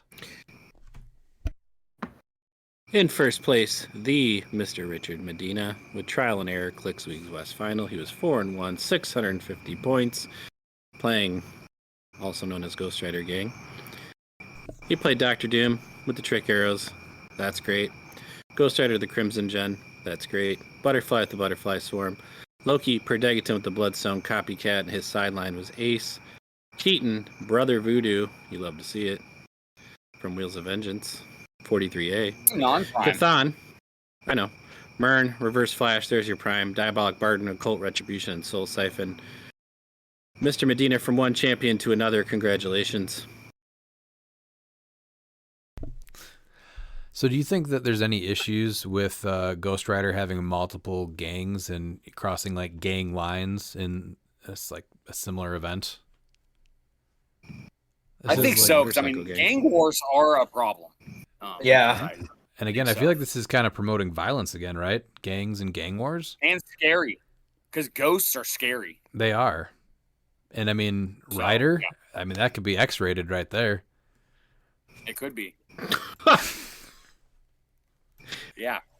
Multiple gangs of ghosts. Yeah, scary. Rider gang, you know? Like the gang riders. Congrats to Richard Medina for winning the whole thing. And hopefully we see a return of this next year. Very cool idea to get the CLW going on. All right, the Mexican Nationals were this last week, so figured we could go over this too. 38 people were at this event, which was awesome. So coming in... Yeah, Kenny actually traveled from Texas. Well, I'm looking at the top 8 of the 38. I don't see him. Is he 9th? Yeah. No. The only person I see in top 8 is Lucas Van Holland. I don't see a... you gotta scroll all the way down to 10th? 38 people? To 10th place? No. Times 3. Oh. So not the 11th, not the 12th, 13th, 14th, 15th, 16th, still not seeing, 17th, 18th place, 19th place, 20th, 21st, 22nd, 23rd. Kenny went to this event? He did, yeah. 24th, 25th, 26th, 27th. I don't think so, dude. 28th, 29th place. Oh, 30th place is Kenny Minks. This is the Kenny Minks from... the U.S.? Yep, from Texas. Bang. All right. Well, Kenny went 1-4, coming in 30th place. He played "Hey You, Get Off My Cloud." This was changed to the... His cloud got stomped. Yeah, it did. There was a gang on his cloud. The team name is now Stark Industries Squad. So this is Tony Stark's squad of friends here. So it's that cloud is now an inversion. It's not a cloud anymore. It's just moisture that's been absorbed into the mud. I was going to say, the problem with the cloud is sometimes it gets hacked. It got hacked for sure. Yeah. Must have happened during the flight. So Kenny came in 30th with Prime Black Panther with the longsword, Tony Stark Chase with the Bloodstone, Man-Thing from Next Phase with Avatar of Gaia, Poison Ivy with the Trick Arrows from the iconic set, and a Perdegaton. So there's that with Stark Industries Squad. Let me... Hold on here, guys. Bear with me as I scroll all the way back up to 8th place. 1 second. Here we are. Okay, 8th place now.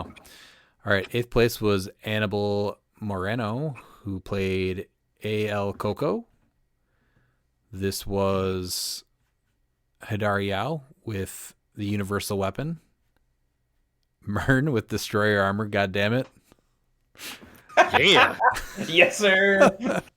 Arrow with the Bag of Holding, Okoye with the Avatar of a Tomb, Shuri with the Longsword, and then a Shield Operative for 10 points. Nice. That's how you got Wakanda theme. That's pretty cool. I like it. And he has 2 attunes. Yeah, that doesn't make sense. I feel like that's an error. Yeah, that was an error on their part on HC units. Probably during the update to team names. Yeah, which changed this one to Wakanda crew because it's a crew from Wakanda, I guess. Even though they pulled in Mern with the Destroyer. Let's go. Well, I mean, Black Panther's white adopted brother was part of the crew. That's a thing that happened. So I guess this did a deep dive, probably using some hardcore AI to come up with the Wakanda crew. That way? Yeah. That makes sense. It has to be. That's yeah, it wasn't AO Coco, it was AI Coco. That. There you go. Yeah, for sure. All right, how about I'm really proud of you for scrolling all the way down and back up from 30. Your fingers got to be tired. Dude, it is. I should probably like massage it and ice it because that did take a lot. Let's see if I can crack it. Oh, little one. You heard that? All right, Miles. How about 7th place? In 7th place, we have Alexis Villavicencio Estrada with Ruler 2.0. Kong Pack. So is that like compact? Because it's a small team? Is that what it play on words? He has Green Scar with Hell Cycle, Diana with Hell Cycle, Freya with Destroy Armor, Kong with Gaia, and Perdegaten. He has Mind Gem, Fortify, and Web Swinging. Juice, Gaia, and Reverse Flash on his sideline. And I love the fact that he still plays 5 points under For the in barrel. solidarity for the barrel. I really appreciate that. I appreciate that too. I like it. It's like Kong Pack. So It's a very compact team. I was gonna say, but Diana delivering Green Scar, that's actually kind of terrifying because your setup is a lot easier to pull off with that trick with Diana versus Green Scar having to run all the way across the map with Hypersonic. That's pretty good. Oh yeah. Web swinging with Green Scars, you're Yes, not feeling real great when you've got to get rid of that. So yeah. So this is then it's Kong would be the leader, right? And then Green Scar, Diana, Freya, and Perdegaten are his pack, right? Yes. I didn't know they 'cause were. Kong lost his family, and so I think this is a perfect example of like what Kong's new family would be. And he's got the didn't mom quite- and Freya, the dad and Green Scar, and he has his sister and brother Perdegaten and Diana. and they just travel the world on Hell Cycles now. It Yeah. looks like. Yep. It's a good backstory there. Which I means like that it. this is another Ghost Rider gang. I hope they don't run into each other. That could be violent. Ooh, did he? That's an I'm gonna look it up. I'm gonna see if he went up against the Ghost Rider gang. Dan, how about 6th place? 6th place is Ricardo Elizondo with Joe said I should test it, which is now the Hadari Yao Horde. I didn't know we were playing Halo. So it is Hadari Yao with Destroyer, Mern with Bloodstone. It's a downgrade with the Destroyer. so close. I know. So close. Kevin with Avatar of Khonshu. I like that call.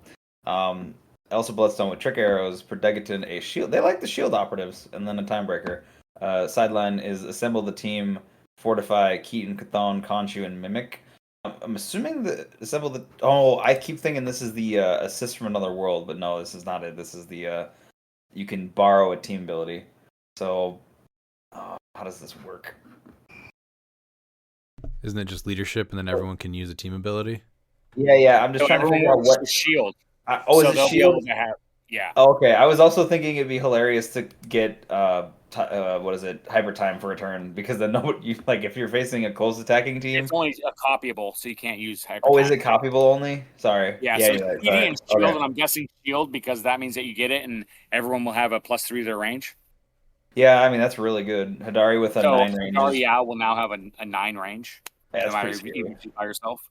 And then, this is the Pog too. Oh no, that doesn't actually help her. I was gonna say because I know it buffs your minimum range by 1 for Outwit, Perplex, or Prob, but that doesn't help her in any other form. So this is interesting. I mean, I like it. It looks like Hadari is pretty big down there. Yeah, it's definitely helping Kevin. Oh yeah. So are they? Kevin, the Horde 11 is from Gears of War, right? Oh, is that what it is? Okay, sorry. Oh, the Flood is from Halo. That's yes. I knew that was getting corrected. I was just waiting for him.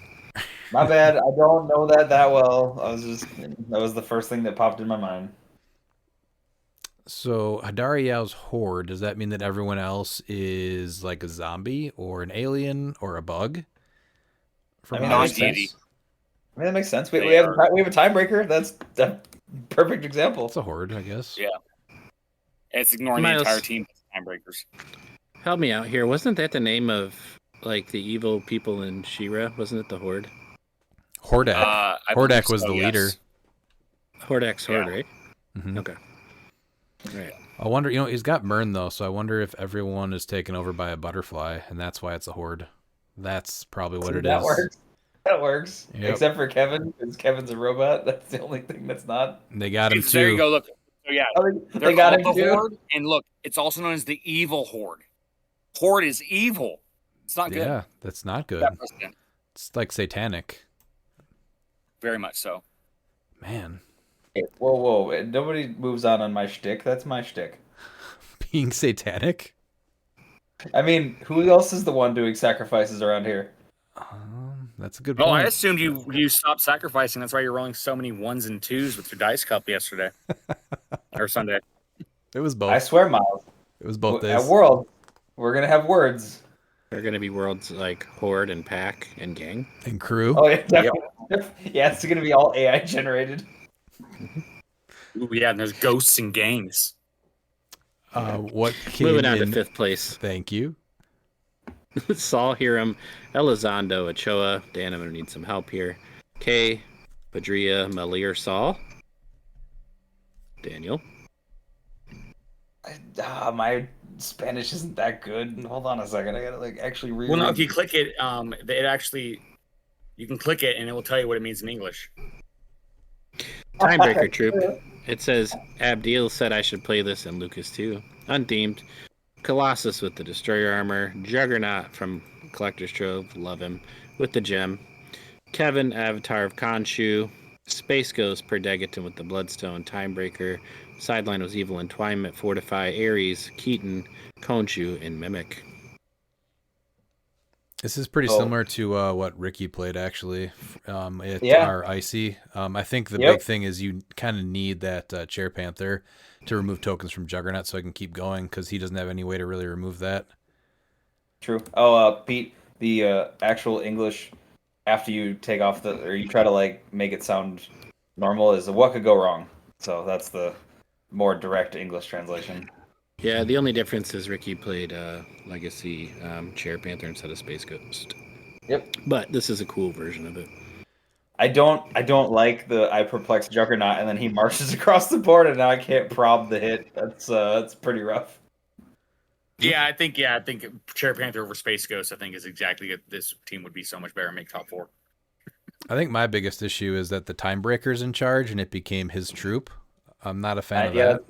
That's weird because how is the cockroach the thing in charge? He's got a tablet or a clipboard, I guess. Whoever you make the picture. It's whoever you make the picture. The cockroach got his MBA, so he's moved up in the middle management. He's fine. Leave him alone. You got quite the team there. Mm-hmm. All right, going to 4th place, Avengers 7, which is now Avengers Army. Again, going with war and violence. Not a fan. This was 100-point She-Hulk with the +1 longsword. The Black Panther Thor at 60 points with Stormbreaker. Captain Marvel from the Hellfire Gala with the Universal Weapon. Captain America from the Kooky Quartet with Mjolnir. And then Scarlet Witch from Kooky Quartet. And a 20-point Perdegaton. Power Gem, Fortify, I Must Have It, Pin Particles, Ares, and Beetlejuice on the sideline. She-Hulk is definitely one of my top picks for a sleeper piece at Worlds. I love 100%. I love this just because they fit the Thor on that. Like he's unfortunately not very good, but that trait is awesome. How many Just times have giving you out been able to say that about a Thor? Unfortunately, he's not very good. Whoa! Not recently. I have plenty of good Thors. Thank you very much. More than 0. I have a thought. No, he's talking about saying a trait is awesome on a Thor. Yes, I was. Yeah, The trait itself, this one on his own is not the best, but what he's giving to She-Hulk is amazing. Yeah. So Because he's giving her the Avengers team ability and Divine Favor, so now you can't prob her and you can't perplex her. So you use two A words that are actually, I think, more kid friendly than Army, with Awesome Avengers or Amazing Avengers. Yeah, as Guardian Avengers. Yeah. So take off Thor, put on 2 more Kooky Quartets at 25. We know Bookwood tells us he lets him play him at 400 then. Yep. That's Liquid Age.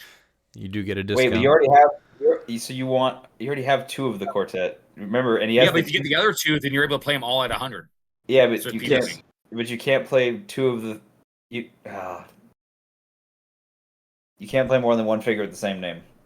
No, I know. You don't have a Hawkeye, and you don't have a Oh, Quicksilver. Quicksilver, yeah, that's true. Yeah. Yeah, and then you get to play them all at 100 points. Yeah. The Bookwood rule. The book. All right, what about that's fantastic. third place? Third place. Third place, we have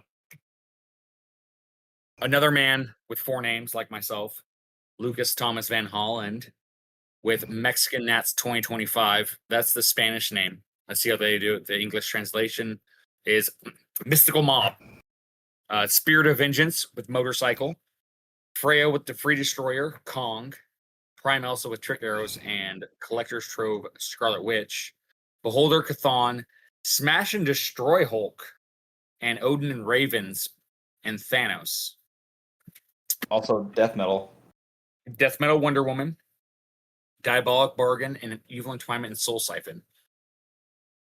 So he's able to choose depending on matchups. That Hulk is a great call because you just choose 2.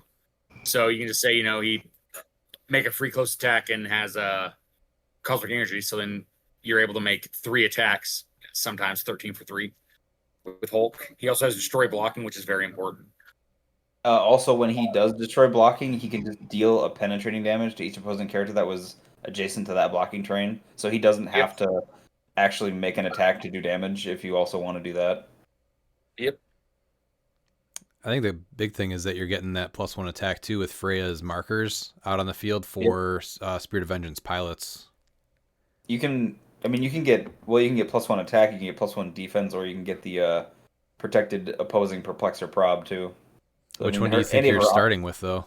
I think attack, right? I think it depends on the matchup, really. Honestly, I really think it depends on matchup, to be honest, because he's got a second leader because he can pick Odin. So he can get leadership on Vengeance if he wants to. So you don't have to put her on her leadership click. So you could pick whichever line you want.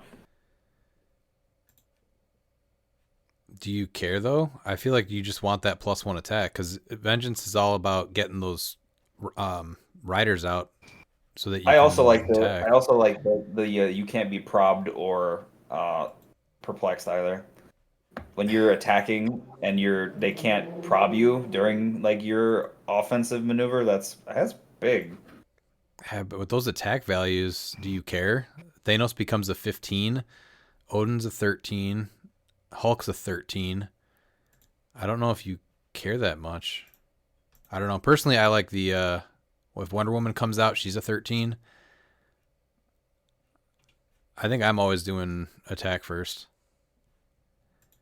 No, I like that he can pick whatever option he needs. Like that's good because that's how Freya should be played. Is you can.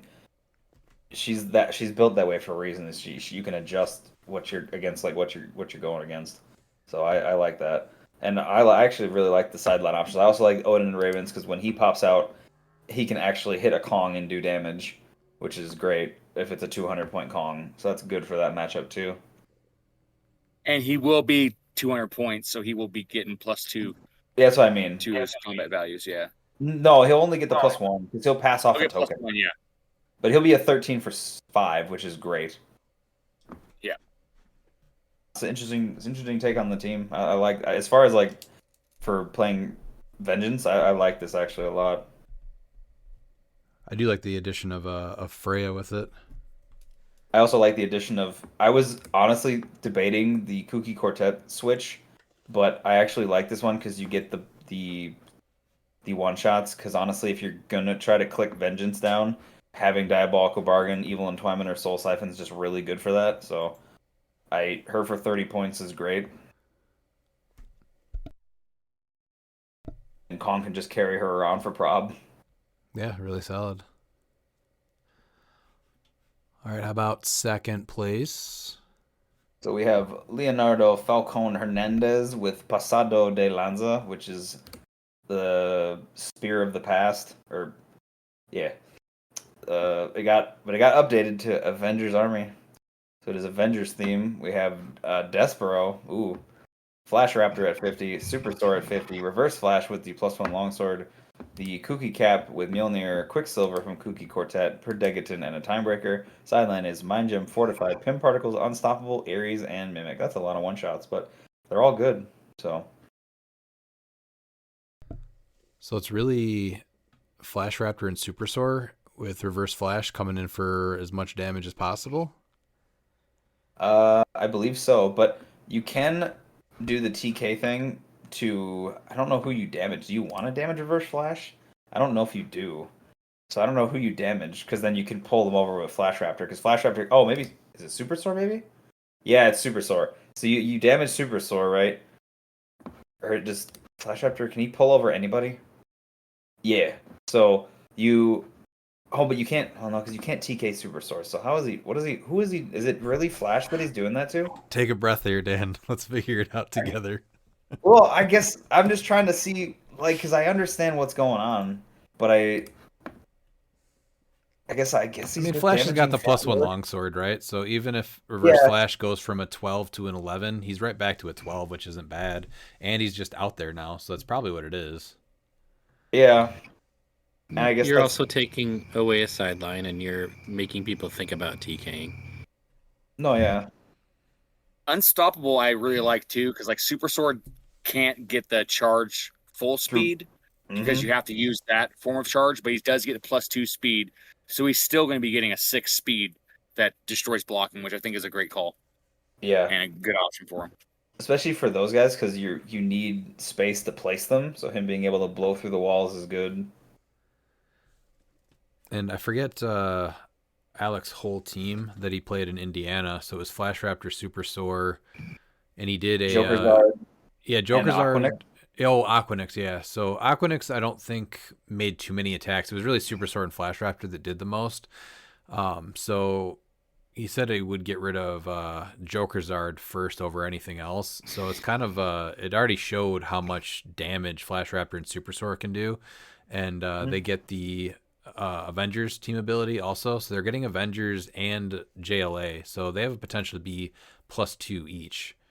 Reverse is also getting Avengers, so he goes from a 12 to an 11, and then with the longsword and Avengers, he has a chance to be a 13, right? So that's I guess so, yeah. crazy That, attack like, values, high damage. So it looks, if you look at this team, So like he also has free support. So if he does that to Reverse Flash, all he has to do is just free support with Super Sword. Oh yeah, that's right. So- You're right. Because Yeah, Flash is and- only checking to see if they've been damaged this turn, right? It doesn't Yes, matter if it's healed back so in up. Flash Raptor, once he's damaged too, you can use Pim Particles and make him tiny, and you can then free support him as well. yeah. So if you're I- across the table from this team, you probably don't think it's too much, but once it's in your face, you're in for some trouble. He went undefeated up into the finals and scored over 2,000 points. Yeah, it's like I said. Yeah, this team in your face, JLA Avengers team ability, it's doing a ton of damage. So it's this is a really mean team. This is really cool. I like this a lot. That's neat. All right, Pete, what won the Mexican Nationals for 2025? Jose Eduardo Orozco Valverde. Monster Smash, 7-1, 1170. Got changed to Swamp Thing Squad.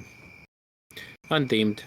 Swamp Thing Prime with the Avatar of Khonshu, Diana with the Hell Cycle, Kong with Gaia, Legacy Panther with the Bloodstone, Loki from Collector's Trove, the Chase at 30 per Degaton with the Destroyer Armor, and then on the sideline was Fortify, Keaton, Cathan, Gaia, Khonshu, and Mind Gem.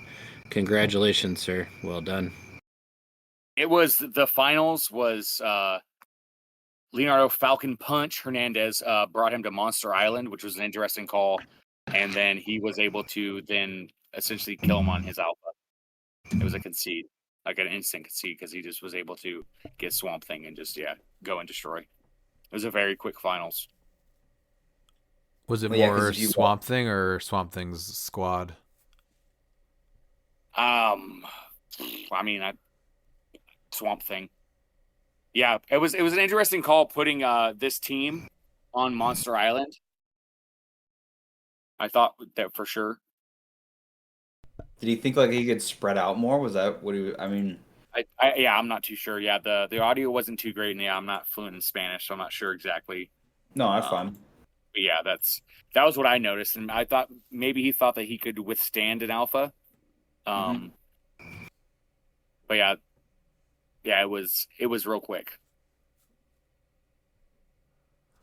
I wasn't able to catch it, but yeah, it looks like it could do some mean damage.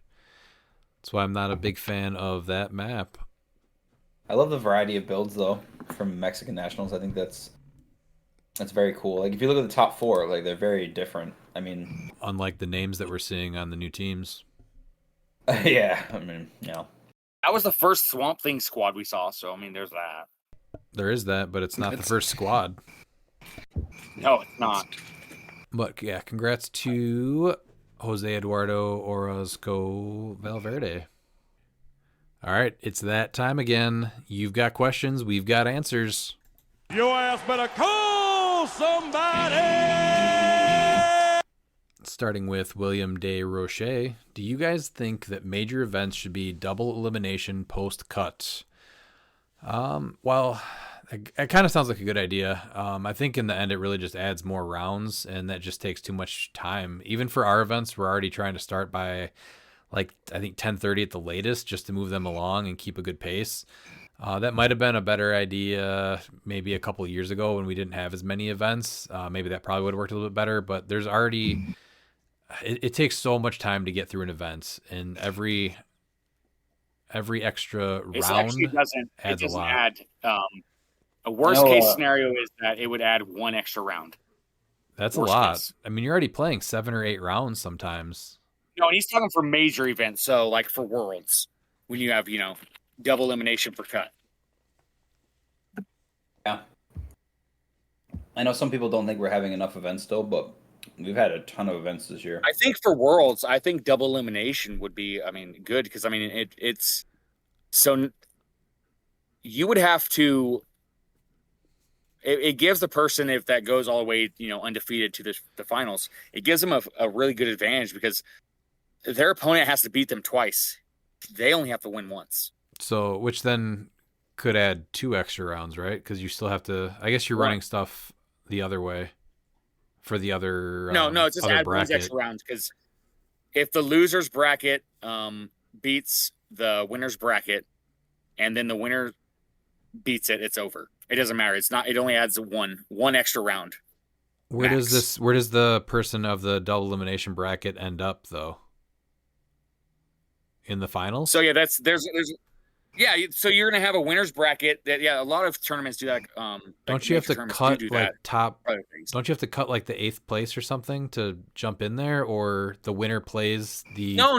Okay, so let's say you have top 64, right?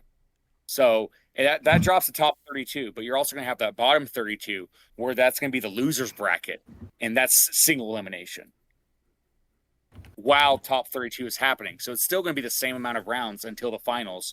If the loser's bracket wins a game. Oh, double elimination post cut. Yeah. Yes. There's a winner. Yeah, like you said, there's a winner's bracket and a loser's bracket. So when does the post cut first elimination then head back over to the normal? If you cut to top 64. Yeah. So if you cut to top 64 and then then it cuts to top 32. Well, that bottom 32 would be a new bracket of the losers. Right. That would be single elimination. So when does the winner of that play the winner of the undefeated? That would be at the end when they get there. Yeah, it's a little bit. So it seems convoluted, but that's the issue then. Is so when the person that went undefeated should win, then he potentially has to play 2 more rounds. No, I guess. More. Oh yeah. So because if he wins, then it's over. It's over. Yeah. But that's still they should have won, and they have to play another round against. That seems like No, I get that. Yeah, but it's because a lot of other games and everything do the double elimination for that. Instead. so. This is the only way that I would say And that I'm it's a saying good just idea. World. Is if it's at Worlds, because there's already so many fewer rounds on that Sunday, that might be able to work. But there's no other event would I say that's worth doing. That's when I was talking to Bill, that's what I was talking about. That if it's at Worlds, like I could totally see that because like it gets done early anyway. So instead of getting done like at 11 or noon, it gets done at 1. Yeah, instead, yeah. That's the only way. No other event I would say it's a good idea for. I just think if you're going to do that at Worlds, you're going to do it at Nationals too. But that's really the only 2 events I think that probably deserve that type of It thing. depends. The only reason why I say Worlds is because the last 2 years, like we've had almost 200 people. So that's where you want the best of the best, and like all it takes is like one bad game, and like this is going to let someone try and make that rise to come back. And so it really feels like they earned it. And if the person that went undefeated beats the losers bracket again, well, guess what? But it could be 2 more rounds, right? If the person from the loser bracket, now has to originally. So here, the person from the winning bracket that's undefeated, they would normally be done and win after they've won their top match, correct? Let me see how many rounds it would be. So if we go to boom boom, so we go top 32. So let me do this real quick.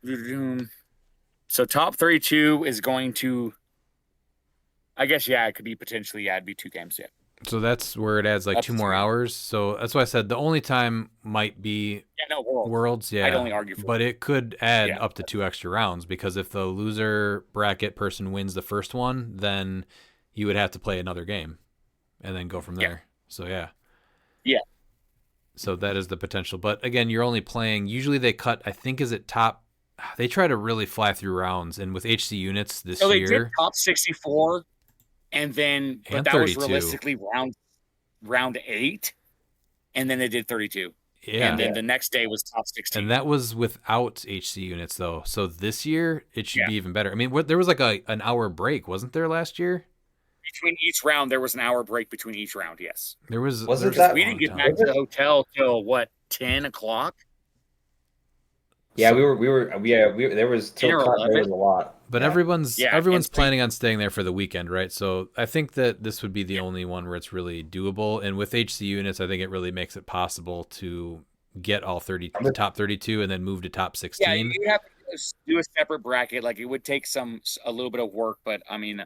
I think if it's, I just like it the option for Worlds because like that just because, I mean you've seen it and I mean we've even seen finals like that. Like imagine like this year like you have someone like lose because they get mercy ruled because a pilot gets KO'd. Like that's a crappy way to like lose in the finals. But like hey, they're able to make a comeback. So yeah, it potentially goes from 4 rounds on Sunday to 6, which is to me it's a lot, but. Again, it's Worlds. You're going there to play. But with HC units too, I'm curious if that means like we'll be able to do more rounds on say Saturday. So then there might not even need to be as many rounds on Sunday. You know what I mean? So there was 5 hours between. So there was at least 5 or 6 hours of wasted time last year. At the same time, you got to draw the line though. You can't play 10 rounds of HeroClix in one day. No, that wasn't what I was getting at. I was meaning like add a round or 2. That's it. Like what I would consider like a normal like full day of clicks. That's really all I was thinking. I'm not saying do 10 rounds in a day.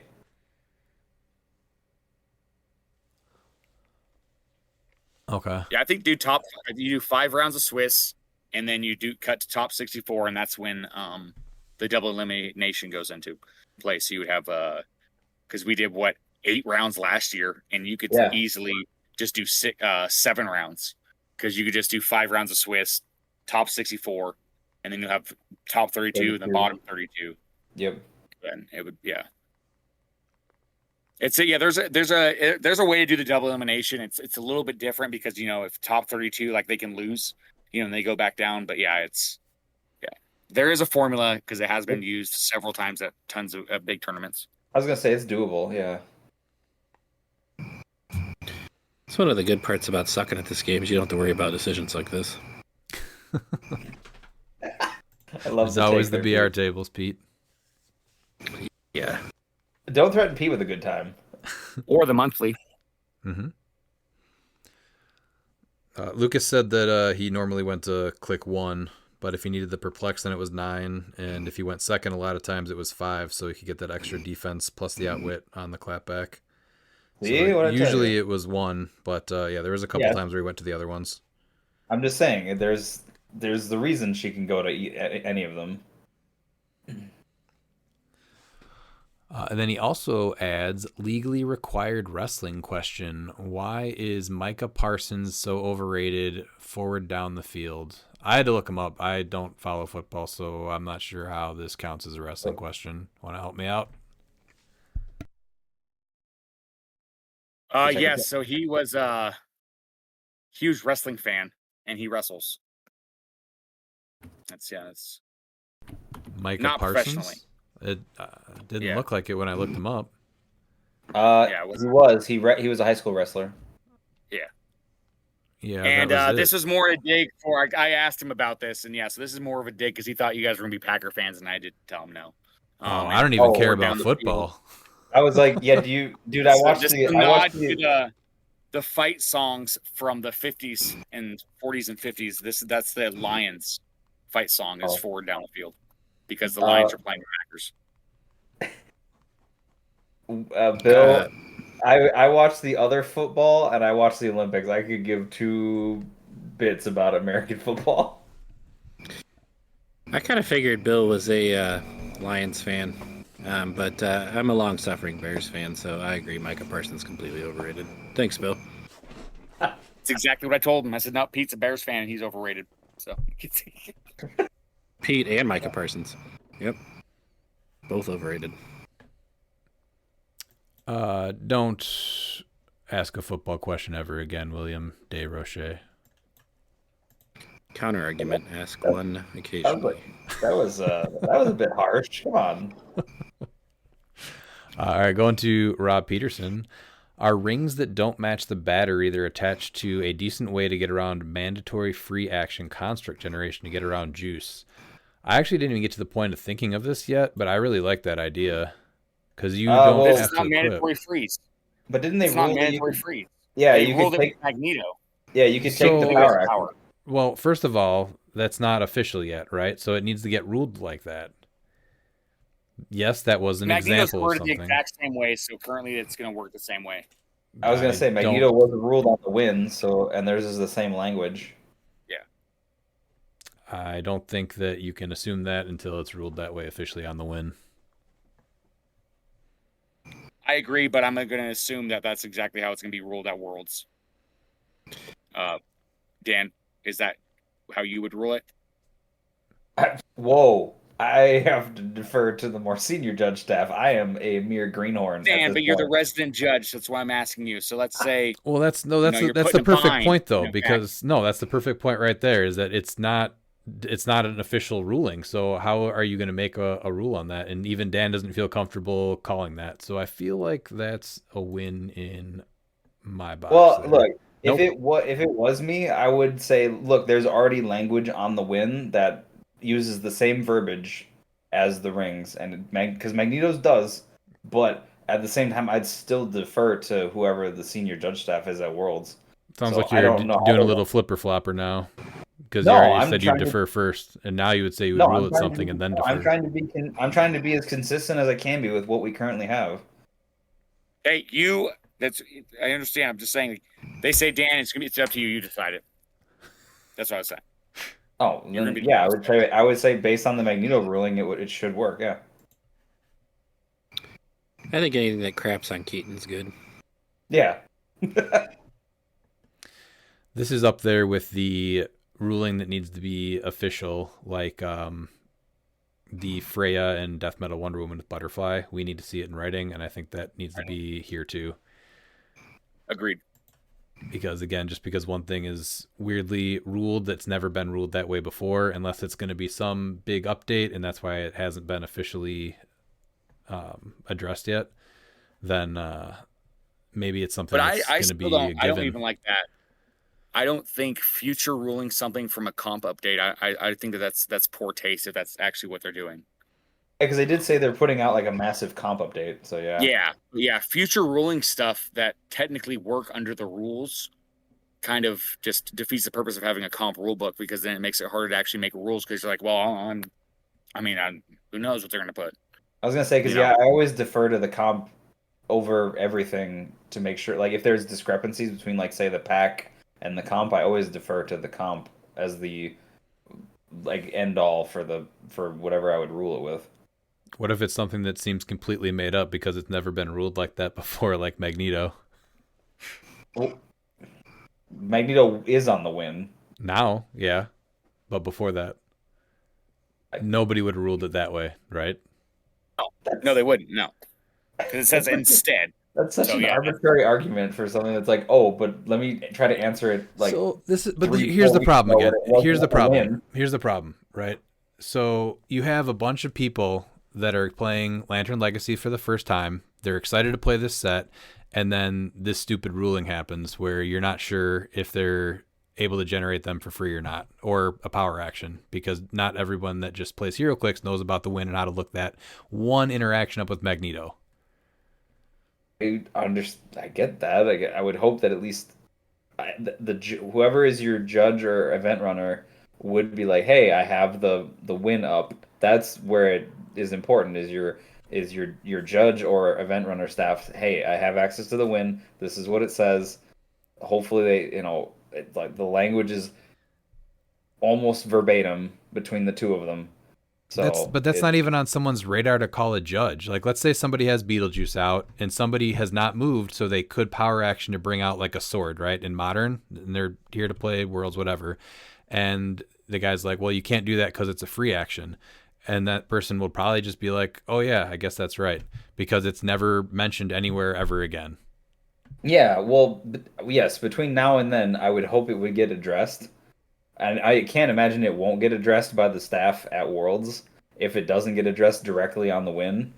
So, and it's stuff like that needs to be. I think that's another interesting thing is there's a lot of these interesting win rulings. So I hope the judges look at the win, and I would even make sure to say that yes, this is how we're ruling it, so everybody knows. Exactly. Like, yeah. During the tournament, I think would be you make an announcement and you go, hey, this is what's going on. That's 100% worth an announcement, because it's. Like I said, you look at it, it says free instead of power, so you're like, well, yeah, you can't take the power because it says instead. Yeah. So this should absolutely be one of those announcement rulings at the beginning of Worlds. Oh yeah, no, yes. I totally agree. Yeah, because that's definitely something that needs to happen. I agree with that, followed by the announcement of how to get Dan to bring you mozzarella sticks. These are things I need to know. I will already have them. It's depending on whether you're good enough that you will get some or not. Oh. But back to Rob's question, if that's the case where it's not going to be ruled like Magneto, I love that option of bringing another ring, because you do not have to put that ring on your build, right? You just start the game with any of them, kind of like the X of Swords trait. Nope, you still need to equip it, and then at the beginning of the game, if you don't have the keyword, you still need to assign it, because you still assign during force construction. It's just not what it says. I have not read them fully, so you do. So it's not like what X of Swords is, right? Where it just says attach a ring or whatever. It says you have to still assign it. Yes. Yes. You're not bringing it in from outside the game. It works the same as any other equipment on any other character. So then I'm not sure if I like it as much. I thought it was something you could call on the fly. I mean, you have to pay points basically, which I don't think is that bad. If you can hash out 10 points, I don't think that's a bad option. Well, yeah, but now you're only doing power actions most likely. Yes. So then I don't like that as much, because there's going to be people that play main force juice, and there's going to be some people that call them in, but I don't think changing your whole strategy to take power actions instead of free is worth it. No.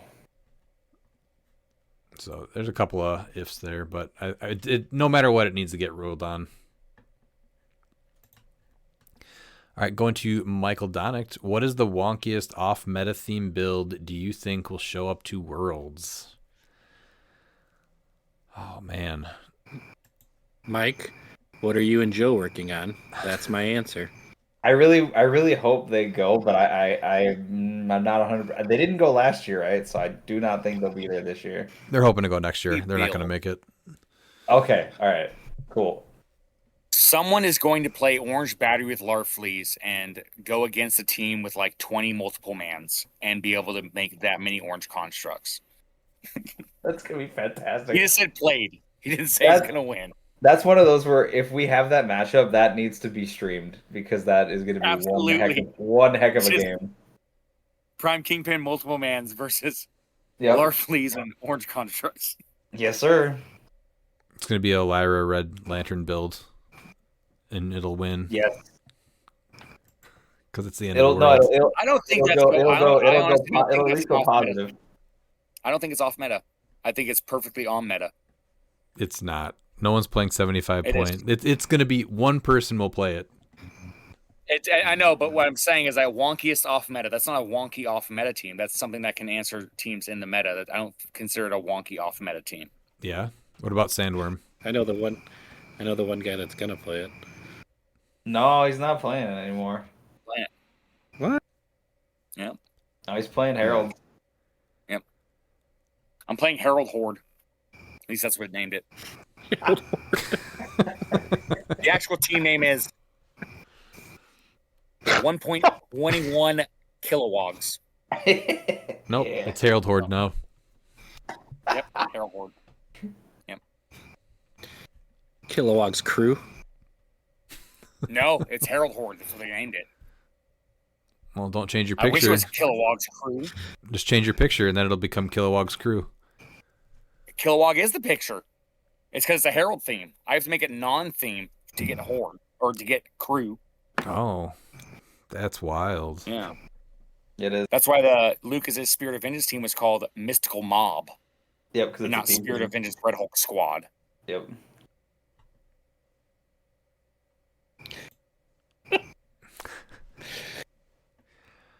I don't even know what else to think right now, honestly. I still like Valentina de Fontaine. I think that's one of those where you could piecemeal something together that would be very interesting, and then it's way better than you think it is. Actually, the wonkiest off-meta theme build, like I guess this really isn't off-meta since it's winning worlds, but is Mern with Destroy Armor. I would expect at least 10 people to play that, to be honest with you. I think so. Someone's gonna lose their mind and play some kind of Deadpool that's not King Deadpool and Elsa, or the other good ones. That's it. Deadpool Hitmonkey, yeah. Yeah.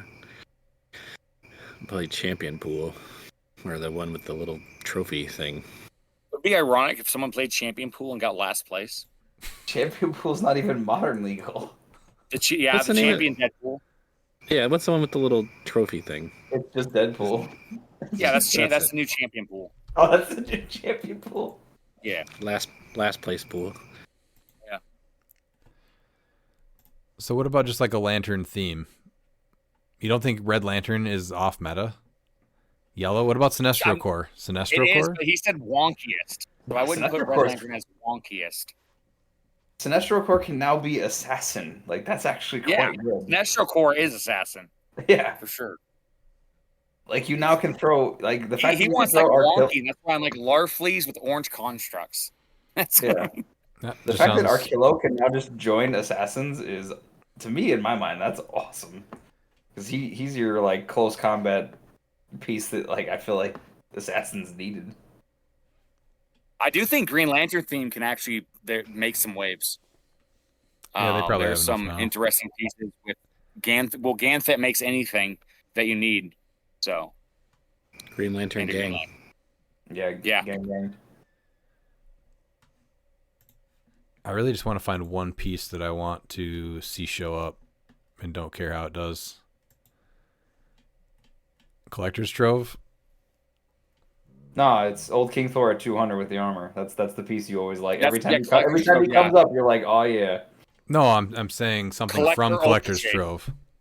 Oh, That's from not. Collector's Get out of Trove. here. That's going to be everywhere. I know, 'cause Somebody everyone wants needs. stickers. All right, Somebody Juggerduck. needs to. Ooh, that'd Oh, be yes. good. Yeah. Somebody Yes. needs to Guardians of honor. the Galaxy. There you go. That's Why it. would you not pick Ulysses? I feel like he's way down there nowadays. He's still a great play. What about like a Kree team with Ronan? As much as Yeah, I that like could be. that, he's still like I really want that to be good. He just worries me a little bit, but I really do want. Agatha, I would love to actually see someone bring. Honestly. Oh yeah, she's another one. Yeah. I think, given that it's her last Worlds in Modern, somebody needs to honor Our Lady and make Lady Mastermind played at Worlds. Yeah, I mean, she was 4-3 last year, so Yeah, but that was pulp though, sir. it doesn't matter. It's still a Worlds tournament. I don't disagree with you. Don't take it away from her. Did I say that? Ooh, No. Simon and the Reanimates. That's it.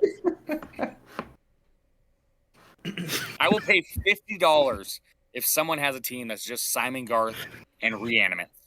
I'll pay him $50. The Black Lantern Reanimates. Yes. Yeah. I mean, that right there, like, that pays for your entry and then some. So probably your entry plus a battle royal. Like, Yeah.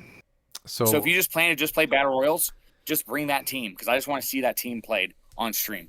Just Black Lantern Simon Garth and Black Lantern. So going off Black So we have Lanterns. 150 points. No, we're not doing it. 250 It's not going to still. happen. It's not going to happen. I feel like the Lanterns have a play. Like they still might be on like the monster like theme, but I definitely think they've got legs. So we have one chance here to make Black Lanterns actually have a chance with Black Hand and Necron in Modern Do you at the think same it's really time. off meta? Yes, because every time Black Lanterns have had a chance, they've gotten their dicks chopped off, and they don't. No, I think I just don't think they're off meta now. We just Well, haven't seen Lantern Legacy played. Just because I think they're meta. the door finally just got opened for them. So, Yes. Let's see it. Is this the final time where they think it's time they can walk through the door, but they go dick first and the door shuts and they lose it? And then forever, We can find out. they never had a chance to shine in Modern. Is that how you walked through the door one time? Is that why you're so like? That's how I upset always about walk it? through the door. No, Full- you got it. Then you got it pinched in the doors. That must be painful for you. Yeah, those poor great pieces got the full dick and a little bit of the balls taken every time they were right there. So close. Yeah. You mean the ghosts and the gang?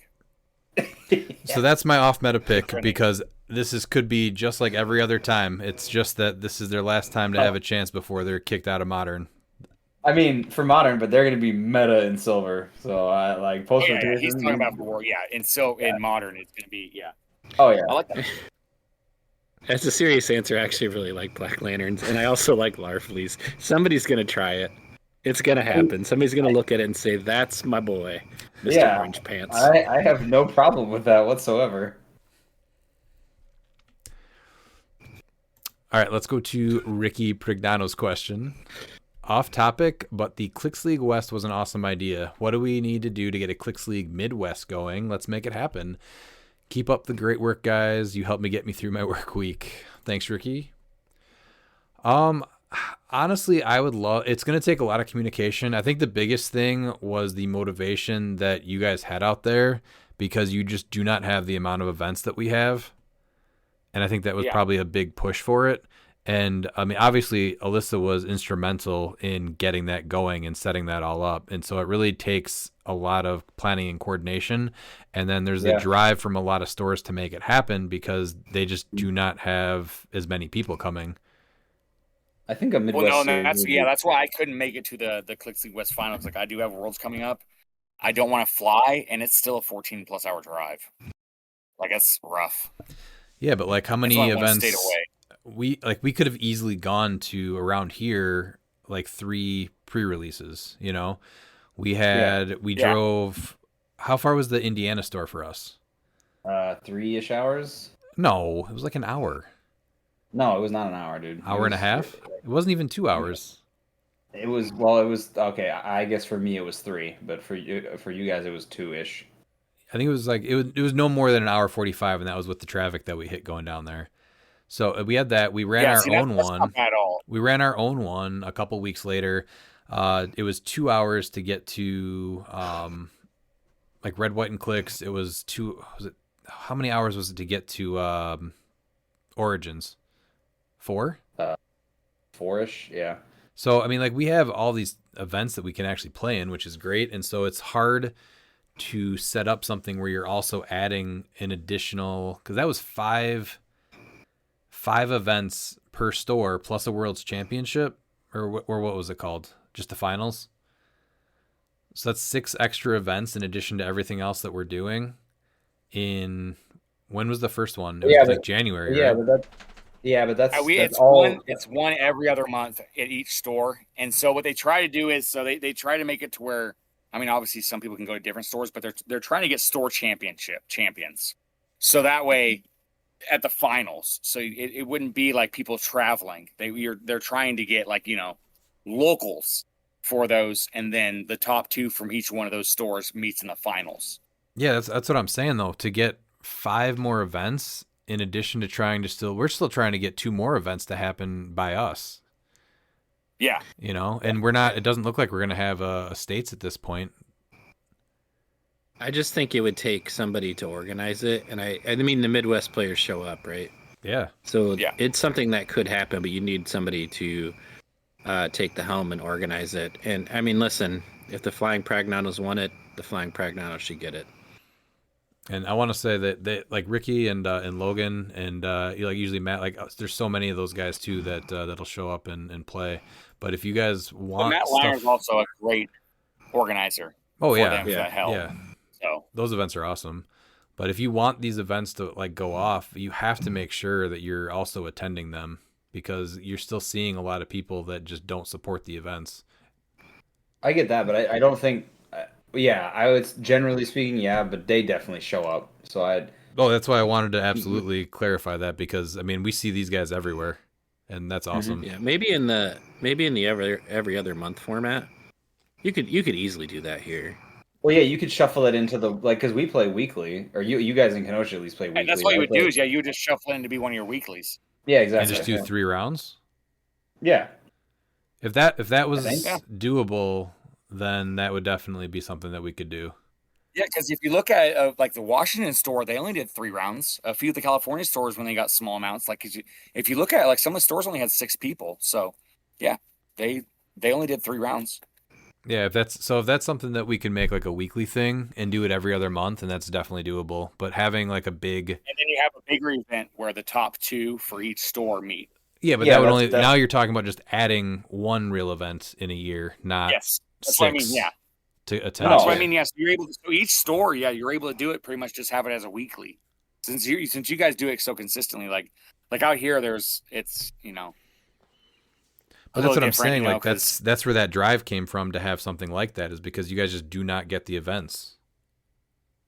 Yeah, they have a lot of casual weeklies, but like I'm not traveling for just a casual weekly, 3-4 hours. Yeah. So. But I do like that idea, and if there's enough stores that want to get that going, I think it's definitely worth looking into for sure. Mm-hmm. Yeah, I agree with that. All right, let's go to Lou Minotti. How many glizzies are enough? I don't think you really know until you're there, right? You just got to keep downing them, and eventually you'll just know that was too many. Trace glizzies. That's all you need. I feel like that's like a you get the meat sweats, and then you're like, oh, I either should have stopped or I'm good at that point. I think trace glizzies are where you start. Yeah. And then you're not sure if it's enough, so you have another one, and then you figure it out after that it was enough at 3. I was gonna say, wow, you went to 5, and you're like, oh, well, 3 was better. Yeah, I don't know. Been there. Definitely been there. Going to McConnell Lamar. Hey, gents, I hope you're enjoying the long weekend. How do you feel Lantern Legacy shakes up, adds to Silver Age landscape? So I think we're going to see more of the batteries played in Silver Age. But I think it becomes a bigger deal after rotation, and Lantern Legacy is your modern points. Like we were talking about Black Lanterns. I think Assassins also become a top team with that Sinestro Destravius. Black Yeah, Hand is modern. even GLs though, because GLs already had like a decent chunk of support, right? Yeah. Before. Yeah, Harold. You Yeah, get a lot of sorry, yeah, more Herald in general, but if you're thinking of each named keyword, I think GLs have the most variety between modern I and do silver. think, they need to fix the batteries because there's a lot of like ridiculous tech in silver that essentially can make it to where your opponent can't play the game. Turn one. Yeah, I think that's where you're going to see a lot of that craziness. Yeah, and I'm hoping that it gets addressed because it just that's I don't that's see just why not fun. I don't see why it wouldn't. Silver's been much more proactive versus reactive, so I can't imagine. Yeah, but when that it's a won't newer be the set like this, that's where it's it's gonna be hard. But I think that Aaron will make the call and be like, sorry, like I have to do it for this, because like we just can't have I think this, this is a great question for Aaron, but I think it absolutely shakes up the Silver Age landscape. Black Lanterns are going to be a thing in Silver. Definitely them for sure. Yeah, that was my first pick for what like post rotation is going to be really hot in silver. And that's cool because people that like them really like them. Like people still bring different variations of Black Lanterns to bigger events. Like there was a guy at ours that brought it just because he likes to play the figures, so that's cool. I think it's worth circling back to this when we record tomorrow with Aaron for silver. Mm-hmm. All right, number 2 at Worlds, the Pulp Gauntlet is listed as a marquee event, but falls short of a World Championship. Do you think it should have a World Championship? This year, definitely not. The last really major Pulp event was the previous Worlds. So if you're going to have a Worlds, you have to have a lot more big events before that, before the Worlds events. I think at least. I think I didn't even feel like they were even a World's Championship for Pulp. I felt like the last 2 Worlds were gauntlets because there was no cut. Mm-hmm. Yeah. I also feel like if Pulp has some work done to it, like it can come back better. It's just right now it's still kind of. But do you think with no big events were really run from? No, I don't mean this year. I mean next year. Like if you can revitalize it and like put some effort into it and like have events throughout the year next year, then it can come back as like a Pulp World Championship. Not this year. It really took like a step back this year a little bit. Yeah, there's no way this year can be one. No, and I understand that coming off of what happened last year. So like I get that. That was rough last year. Yeah. What is your top 5 non-Kerr elements from Lantern Legacy? I actually like a lot of the Legacy figures. I don't know. So he says, "What are your top 5s?" Not wait, non-Kerr. Non-Kerr, yeah, that's was the weird part because I was looking at the Kerrs first, but that's what I thought. I was like, oh, it's the Kerr, cool, and I'm like, nope, non-Kerr. It's a non-Kerr, correct? Yes. Hey Pete, okay. Is this Kerr or non-Kerr? Do you concur? Concur. I concur. I've got my 5 actually, believe it or not, because I was reading ahead. I went with 6. The female hooded Green Lantern and Sister Cersei, I think, are both really cool pieces for support. I love that type of support. And then Bleeze, I really like for Red Lanterns with Atrocitus and Dexstar. The Chase Guy Gardner, I really like. And then going back to Black Lanterns, I think that Black Hand is going to make them finally playable. Man, even Weaponer looks so fun too, though, after we saw him get played this weekend. So there's a ton of stuff I want to play out of the set. I don't see it all cracking into the modern competitive, but to some degree, this is just stuff I want to have fun with. Yeah. What do you guys got? So number 5, I have Dexstar Legacy. That's because I love that Dexstar. I think it's really cool because you can actually get him with you can play him with the Red Lantern battery, and now he's able to use the ring. Which I think is really cool. Number 4 is actually the Beast Boy Legacy. I actually really like him and think that he can be on some off-meta teams. Number 3, I have the play-at-home Hal Jordan, who I think could be a good chance that we see him played quite a bit at Worlds for only 35 points. Number 2 is going to be Mogo. Sculpt is, not great, but you know what? I'm just glad that we finally get Mogo and CLX. And my number 1 figure is Prime Kilowog. I mean, hands down. I think that him at 100 or 50, I think can really work some magic. He's a great Prime. He plays a lot better than he looks, for sure. I look forward to you proving me wrong with him then. Okay. Top 5 is Chase, Yellow Lantern, Bats. For me, he just does everything I want a piece to do. If I'm going to build around a piece, is like my tent pole-ish piece. I don't know if he's quite there with that, but there's that. The Legacy Aldredan, he's just my kind of nonsense. Like, I get to re-roll a bunch of my stuff. That's awesome. I like a lot of the one-shots, actually. Resolve of the Green is probably my favorite. I really like Rage of the Red, though. I run a decent amount of poison pieces, and this to me is just Vermilion for 5 points for a turn. So being able to just hit something and then deal everything adjacent, just 1 damage, is awesome. That's the one shot? Yes. And then the last 2 are the Chain and the Godkiller Sword. Because I'm already looking at everything that I can put the Chain on to give him Giant Reach 3 and 3 targets. And then the Godkiller Sword is just awesome. Like, I was looking at this in silver with the Black Lantern Wonder Woman, the Prime. So, because she'll just get this for free. So, being able to hit Mystics pieces now and her sort of have a precision strike effect now is awesome. Because she already hits like a brick house anyway. Pete, what are your top 5? I like that everybody has a little bit of different answers here. I would go Animal Man. He's going to be played, and he's going to be played a lot, and he should be played a lot. He's amazing. I would say both planets, both Mogo and Umbrax. I don't understand him, but other people do. So that's cool. Then I would go to, from the Legacies, I really like Al Jordan a lot. I agree 100% with Dan. He's awesome for 40 points. And my final one, which is just maybe my own personal bias, I don't think it's hard meta, but I think Simon Baz fits on Justice League and Green Lantern Corps teams, and that dude does a ton for 60 points. Yeah, I'm still not totally sold that this does make a huge splash in Modern, at least not until after rotation. But the amount of teams and things that I just want to build with, and like teams I want to build for Silver, like that has just exploded. I'm definitely going to be doing stuff with this set for a very long time. This set's just really, I think it's going to age really well in general. So I like, obviously there's the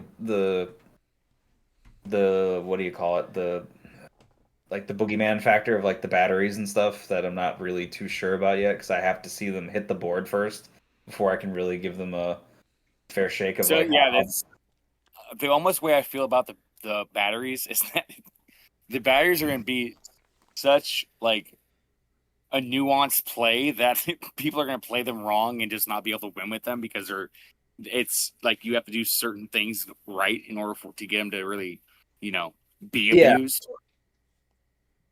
I'm not sure if knows what to do. Yeah, but that's what I mean. I'm not sure if you get one of those people that knows how to do it, and then it's just super oppressive, where you're just like, I never want to play this ever again type of experience, or like they end up being okay.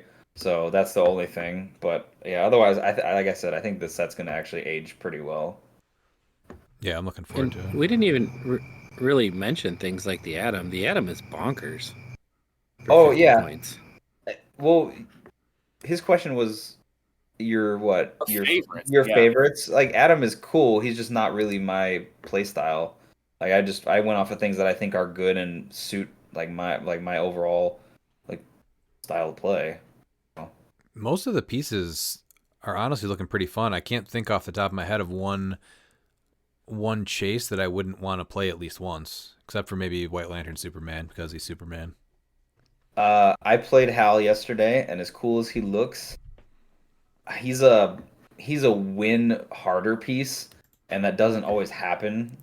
So I guess that's where he's not as stellar to me. Well, I hate him as Yeah. a sealed pull, but if you're building with him in mind, I Oh, feel like you could oh, make yeah. a great That's team and that'd be fair. a lot of fun.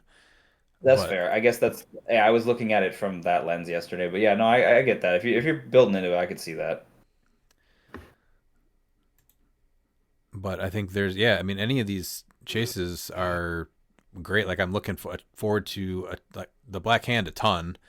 I got to play Sinestro Batman already. He was awesome. Atrocitus Dexter was a lot of fun. Larfleeze, I guess I don't care about as much just because he's so many points.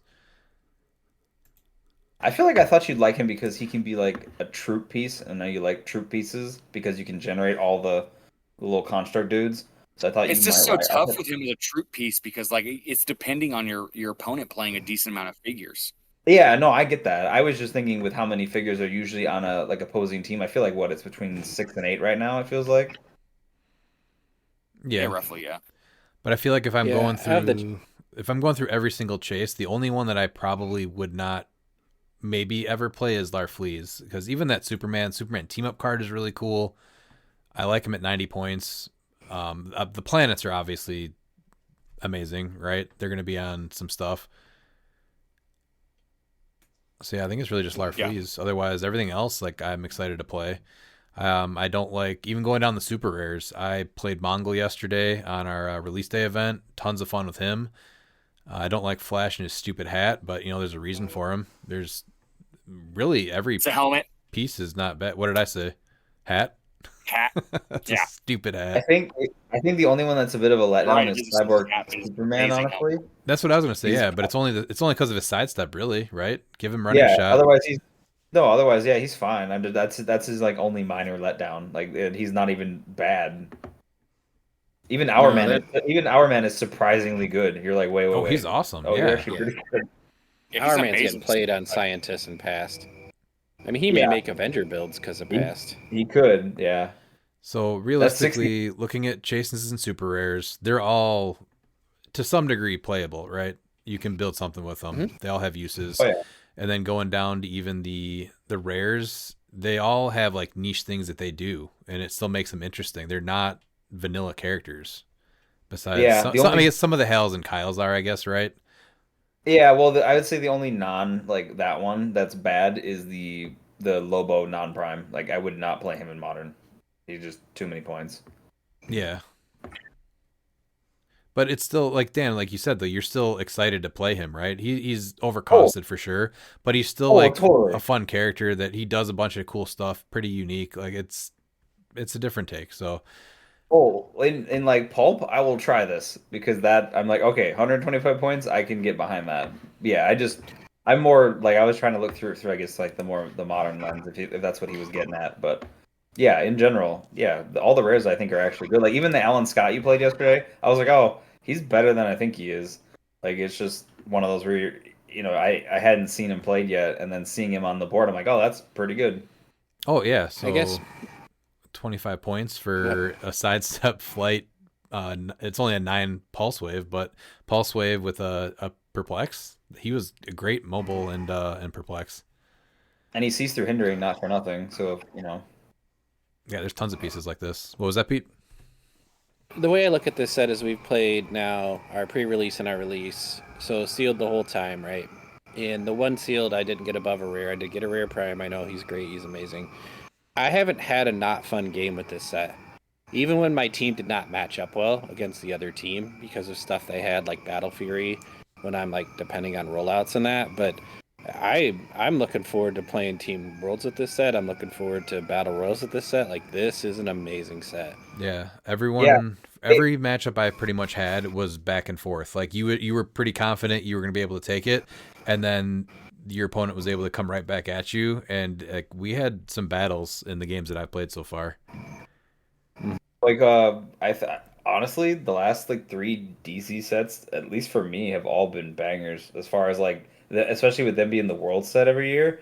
Like Notorious was awesome, and the Master Time was just as good. And I know people enjoyed the big like Dino BRs, and then I think this set's gonna be just as much fun for all of that stuff for Worlds again this year. For as critical as I am for sealed events, I'm optimistic that this is going to be a fun one with this set. That's good because you are very, very gloomy when it comes to sealed. Because they suck. Yeah, your takes are very savage. I think he's more like Eeyore, actually, as far as his takes on sealed. He's a very, very sad boy. I feel like I have more Sealed. anger than depression over it. All right, fourth question. How do you feel about some of the top prizes being purchasable at Worlds? Picture added for reference.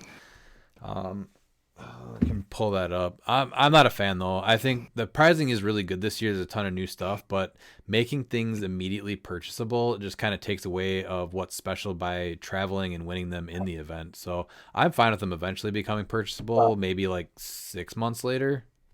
Apologies for not grabbing them. So the things that are purchasable that are also winnables, I believe it's for sure it's Tom and Jerry. I think it's the Phoenix Force. King Phoenix, I'm pretty sure was always a buyable. I think Lady of the Forest is always a buyable. And maybe it was Aquaman. I'm not sure. I know they're thrown in as prizing as well, I think, but I know a couple of them are just straight up purchasable all the time. And I know some people too, and who knows what goes up on the like the con at home or whatever they call it. But Yeah. realistically, there should be a reason for people to travel to these events. It is very expensive to go to this thing, and just being able to pick up the LEs for $20, I guess sounds nice, but it's not a reason to go to the con then. Like there's people that probably will not go because they can just pick this stuff up and not have to pay for travel or hotel or anything like that. I will go ahead and defend the West Coast out here. It's expensive to travel anywhere. It is. Honestly is. And so that's why I'm fine with this. Like it's a lot of money to go from the West Coast all the way out to Memphis, and some people they're barely hanging on, with their part-time jobs or whatever, they play it as a hobby. And so having these pieces be purchasable for them, I think is totally fine. There's still going to be some really great prizes that you have to win. Orca, for example, is like that. You have to win that. It's not a purchasable. I think having some of them being purchasables is totally fine because, like, logistically, not a lot of people can travel, because it's expensive. I'm not saying they need to be gate kept forever, but a 6-month wait seems fine. I would think. And Yeah, that's let me add on to that though. That's 6 months of making them just winnable. So when you have these CCO regional events, even if it's 2 months later, make them the top prizes. I was gonna say I think 3 months is more reasonable. Like give it a quarter. I'm more in that camp than 6 months. But we don't have a lot of events out here for that. I'm also we have that, CCOs, but I'm also thinking that a lot because of people Worlds where you're at, you have a lot more opportunities to go out and win these compared to out here. Sure, but then they also hit the market immediately for $20. Well, I'm also thinking that after Worlds, how many events are we going to have post Worlds? This is usually the slowdown time after Worlds. Honestly, I feel like that's usually when CLX kind of hibernates for a bit after Worlds. Yeah, so there's not going to be as much stuff going on between now and then. So like, I understand maybe that, hey, that way people do have access to it because we're not going to be running as many events post this event. So I know it's a balancing act, but I'm with Redman on this one. I think it's fine to have most of it be purchasable, but I think there should be some things that are kind of held back as simply just prizing kind of stuff. And they do here. There's a lot of stuff that's going to be first appearance here at Worlds that you can't buy, that you have to win. Look at how many of these things though are higher tiered on the prizing, right? So you're paying to enter the event, you're spending all this time, and then you end up with just a participation prize. Why did you travel to this event instead of just stay at home and spend $20 on this, and that? I think it takes away from the event. It makes it less special. Yes, it does a little bit, but I was giving you an example of why I do like how sometimes some of them are purchasables because of logistics of how expensive it can be, all the way out in the West Coast where we get shat on. So I think they're doing a phenomenal job with pricing. I think that the con LEs coming out closer to Worlds and through the CCOs and stuff like that is amazing. I think that they should continue to do that, and they just have to figure out a little better balance. The balance isn't quite there for me yet, but At least it's overall, closer, right? this is all Better. positive. Yeah, Yeah. way Compared better. to the last few years, and the balance is way better. Well, the pricing is And I go awesome. to Yeah. Worlds just so I can Hey, like, spend quality time with Uncle Miles. That's why I go. Yep, we're gonna eat a hot dog together. Yeah, we are. Is it going to be the same hot dog? Sounds like it. Yeah. Yeah, like Lady and the Tramp. He starts one end, I start the other. What happens in the middle is magic. That's what was on my mind. That's where my head went too, but I wanted to just confirm. So make sure we were all on the same page there. All right, let's go to Mark Bird. Does Orca encourage a rise of dolphin movement again and not just a rise in Miles's pants? Oh, man. I think he's worth looking at, but usually when I see a piece like this, I'm thinking more silver potential than modern. Dolphin on a larger map is just so much better. I don't think he encourages a modern movement. See, I thought think he so. worked a little Absolutely. bit differently, and I thought he just gave everybody dolphin, but he does not do that. So I was like, oh, brutes with dolphin. That seems real dumb. There is some brutes with dolphin. You also have some keyword cheaters that Yeah. get dolphin and modern with dolphin Batman. Oh yeah, So there's a lot that can be done with him. You get +1 stats for everything for you just use him at 50 points. Dolphin, like you said, like with the close comp meta is not great, but I still think that there could be something there. Even like on small maps, you don't want to build it to be defensive. You just want to be able to try and survive an alpha and then go from there. I think that's where Dolphin is best used, is just to try and survive a majority of that alpha. Like you're not gonna, everything. I do think there's potentially there in modern. I think it can make top cut. I'm not sure if it's gonna be able to win events. I think that there is a team out there though for him to win an event. Giving +1 stats is insane. Having you're able to get the past Batmans on there, so you're able to really get some. Granted, you lose the +1 for that figure, but whatever. You get the absorbing mans on there. You can give Animal Man can make anyone a dolphin, so then you can really work around it. I think there is something there with him. Would It's not would they have that though during force construction or when establishing Yeah, team because you teams? assign it during force construction. Yeah. Yeah. Okay. Yeah, so they would have it. They would get the dolphin during team or when establishing theme teams, so that you would get where's you Animal Man for the would get the Atlantis keyword. Yeah, so you'd be good to go. during force construction, you may pay 10 points.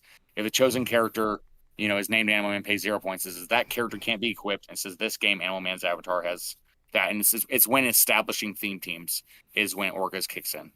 And it's already been ruled where traits are active during force construction for that. So I didn't realize Orca was a giant, Miles. Yes. I did not. I thought he was more. Okay, that's cool. It's interesting. So Orca's 11 feet tall. It's the same argument I give with Sasquatch, where he shouldn't have been standard size because he's 10 feet tall and he's always this giant. Okay. Yeah. I think he's really good. His point values are totally fine for what he's doing and his stats. But here's my biggest thing is that trait says at the beginning of the game you generate a water trade marker in any square, and that's it. There's just one water trade marker.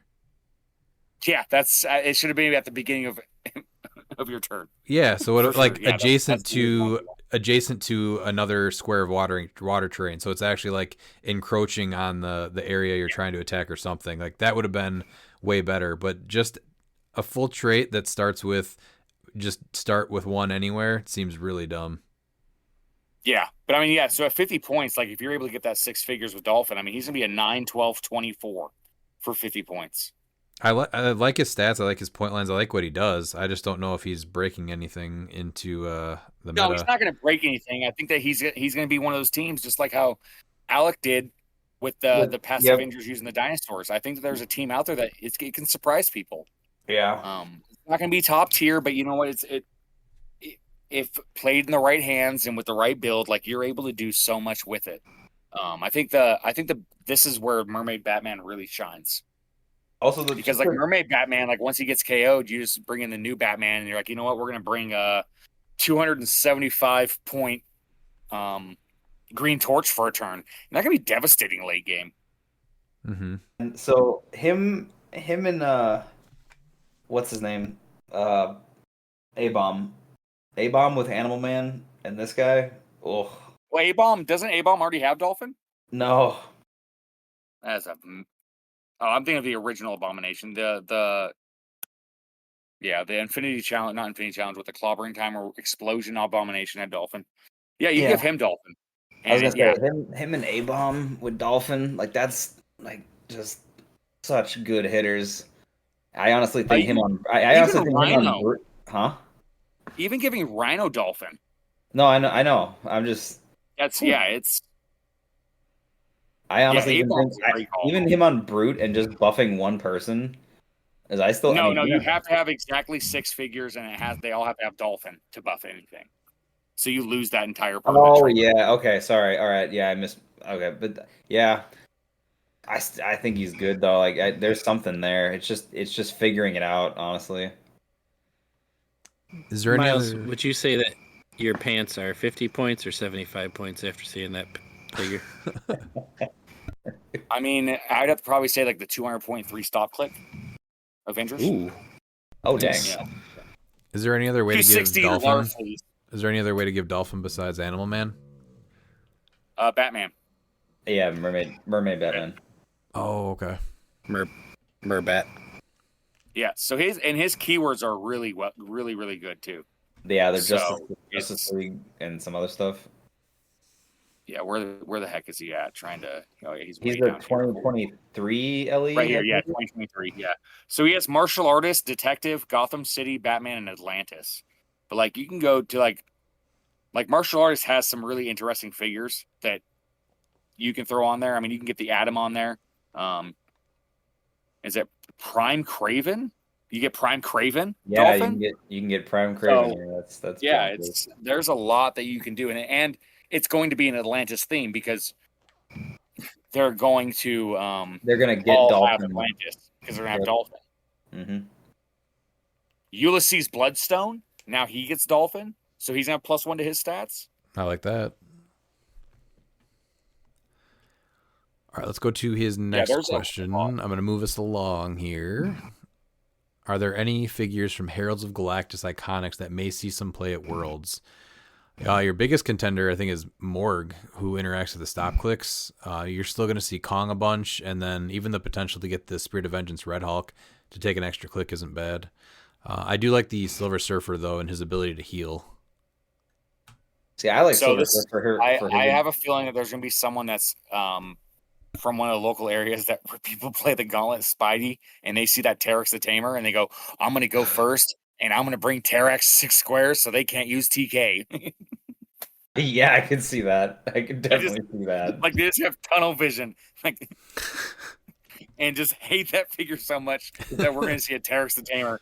See, the weird thing is I like Surfer for his outwit and then taking away Safeguard. That's I know he's like not the greatest attacker for 90 points, but man, that's anytime you're doing that when you can just take away Safeguard and Protected Outwit is big.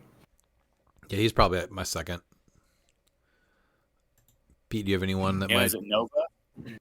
Nova, I think as well. Because Nova's the one that we're within 6 squares can't use stealth or improve targeting abilities. So it's just hard because they're all really cool. They all have niche things that they do, but 90 points is just so much. And if you want to have the potential to bring more of them in, they just eat your sideline up. But if they were 75 points, yeah. They should have had. That's just, If they were 75, I feel like they'd be too good, honestly, right? No. 75 points? They're not doing... You still have to pick usually 1 or 2. I feel like Morg on Brute is... Because he's a bomb. Like, he just goes, hits, and then Pulse Wave. So compare him at 75 to Orca at 75.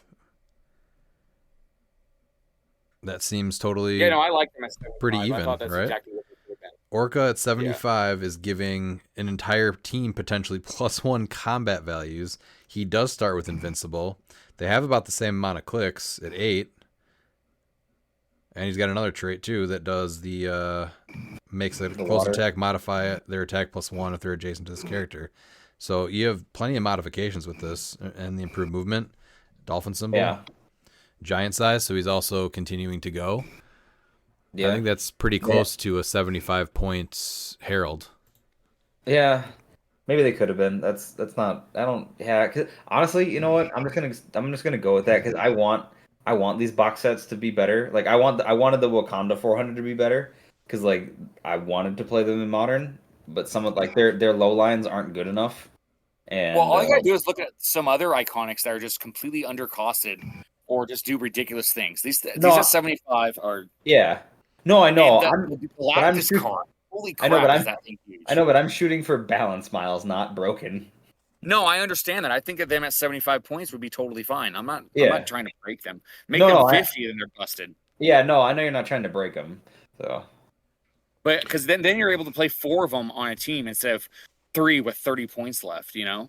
Yeah. And you're usually gonna give them gods. You know, it's Yeah. Well, no, Morg's probably getting the +1 longsword because you can get the +1 longsword. I was gonna say 13 for 5 and then pulse wave. That sounds like a good time. Did you want to say something, Pete? I think they're all good answers. I like Airwalker a lot too. Yeah. Opposing characters within 6 can't use willpower or Cosmic. power cosmic, and you still have a kind of a little bit of a pretty cool little attack power. So I think there's some things that people could make onto, especially I think Herald's is going to take off a lot now after Lantern Legacy.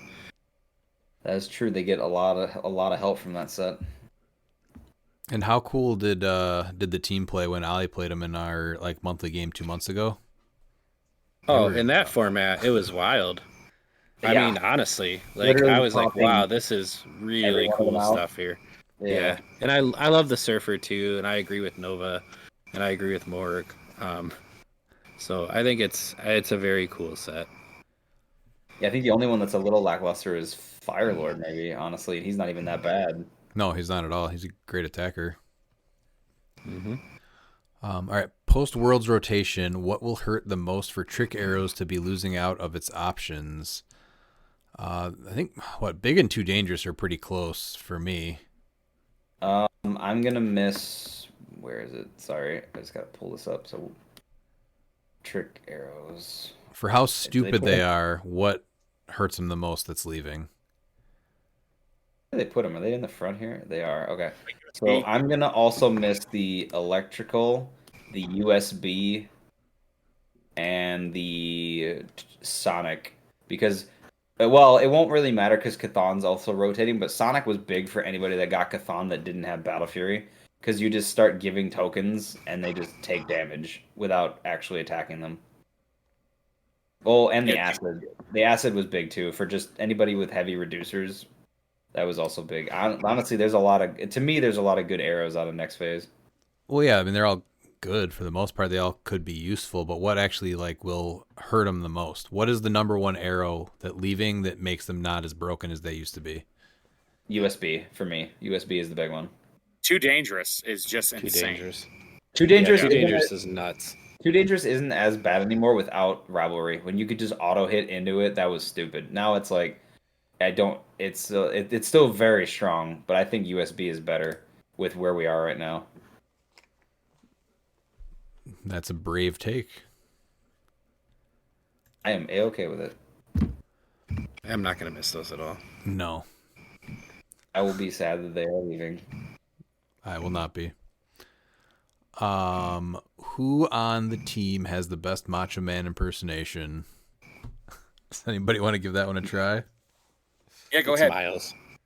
Yeah. It's Miles. We know it is. Just give me tell me what you want. You know, the cream of the crop will rise to the top. Ooh, yeah.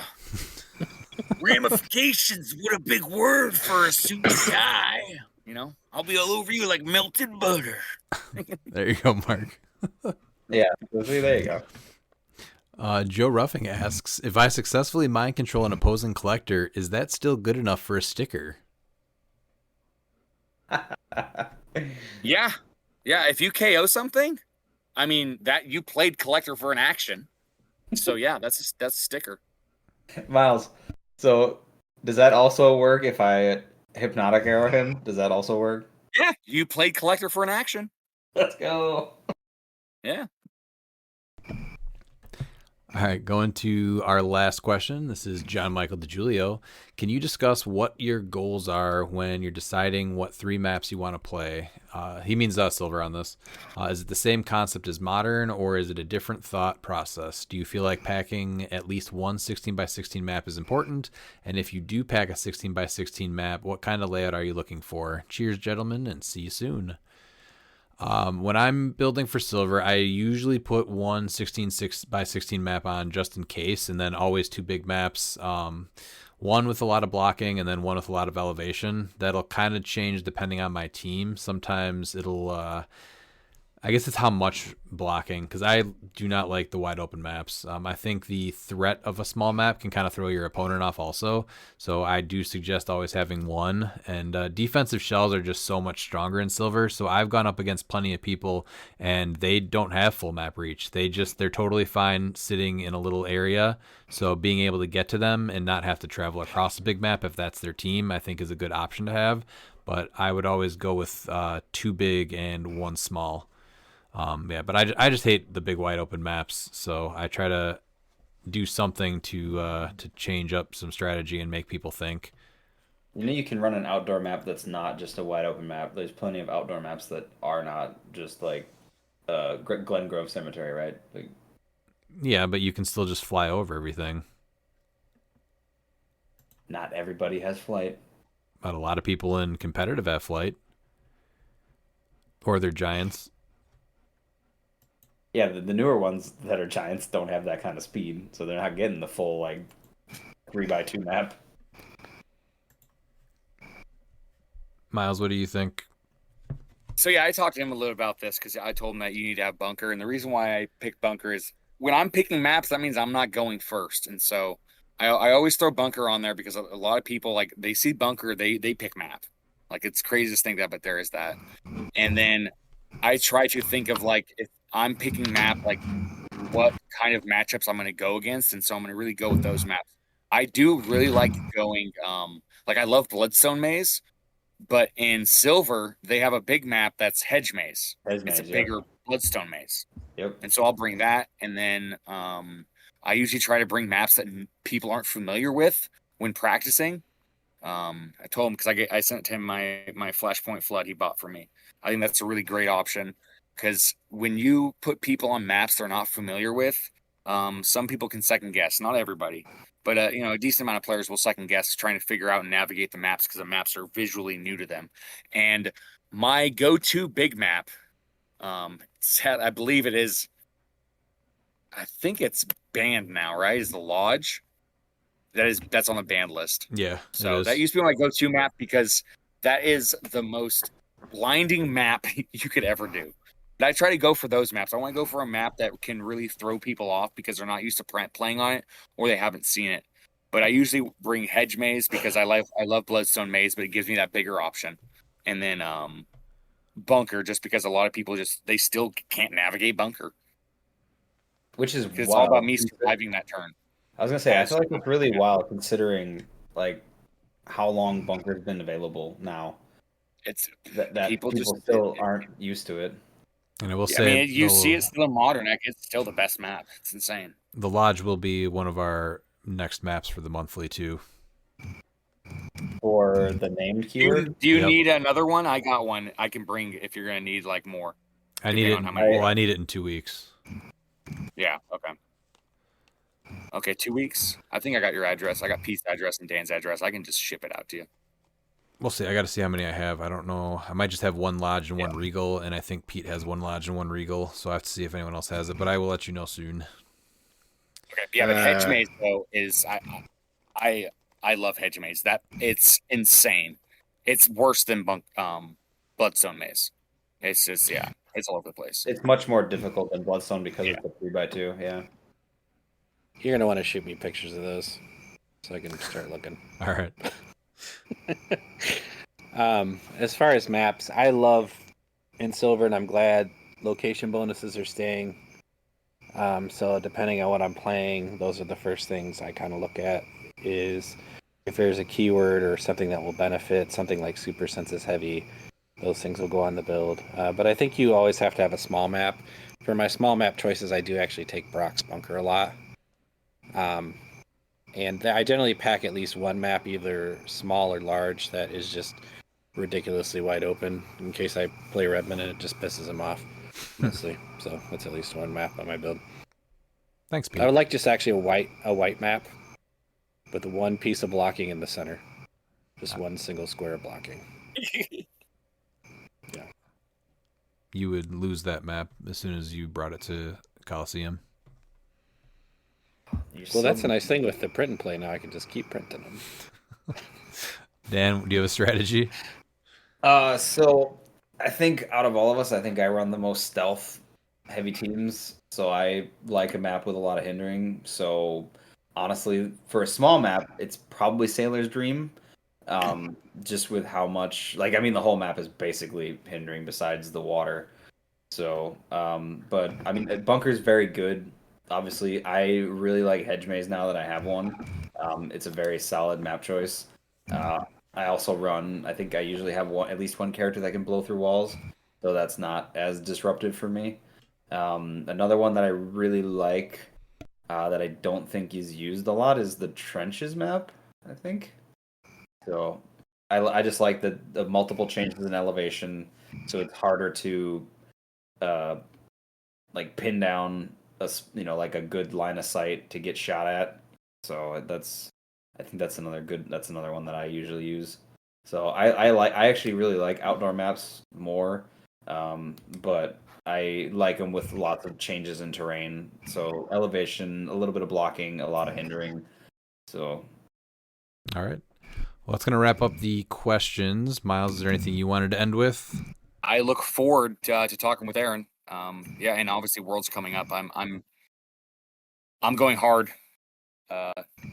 testing my teams. So. Excuse me? Oh, okay. Oh.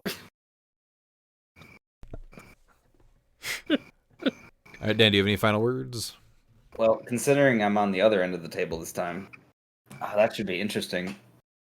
So, looking forward to that. It'll be fun. I'm a guppy as far as that's concerned for this, so I'm just gonna try to take it all in and enjoy it. But I'm excited for Worlds just as much as I always am. Pete? I am super excited for Worlds. I am hyped. I am building Silver. I'm deciding what the hell I'm going to do with Modern or play Battle Royals. I'm stoked for teams, and I had a great, fun weekend of CLX with my pals. I bet you did. All right, well, yeah, we'll be back later this week to start our Road to Worlds 2025 series, starting with Silver. And remember...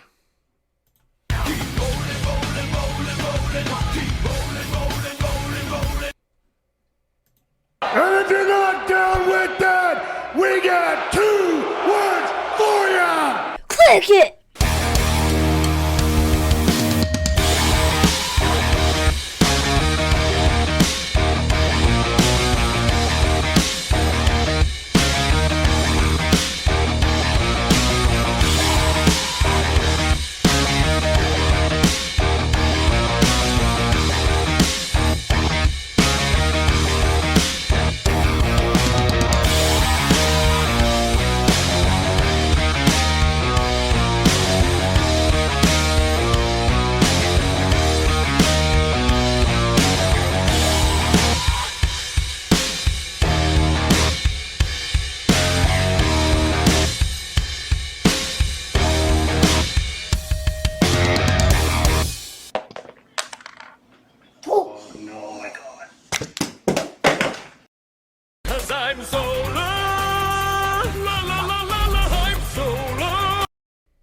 Kid Chaos extends to the podcast. Yes.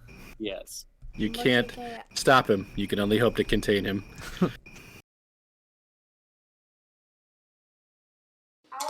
Ka-thump, ka-thump, ka-thump, ka-thump. You got willpower with the girl. Yep, willpower with Starbrand.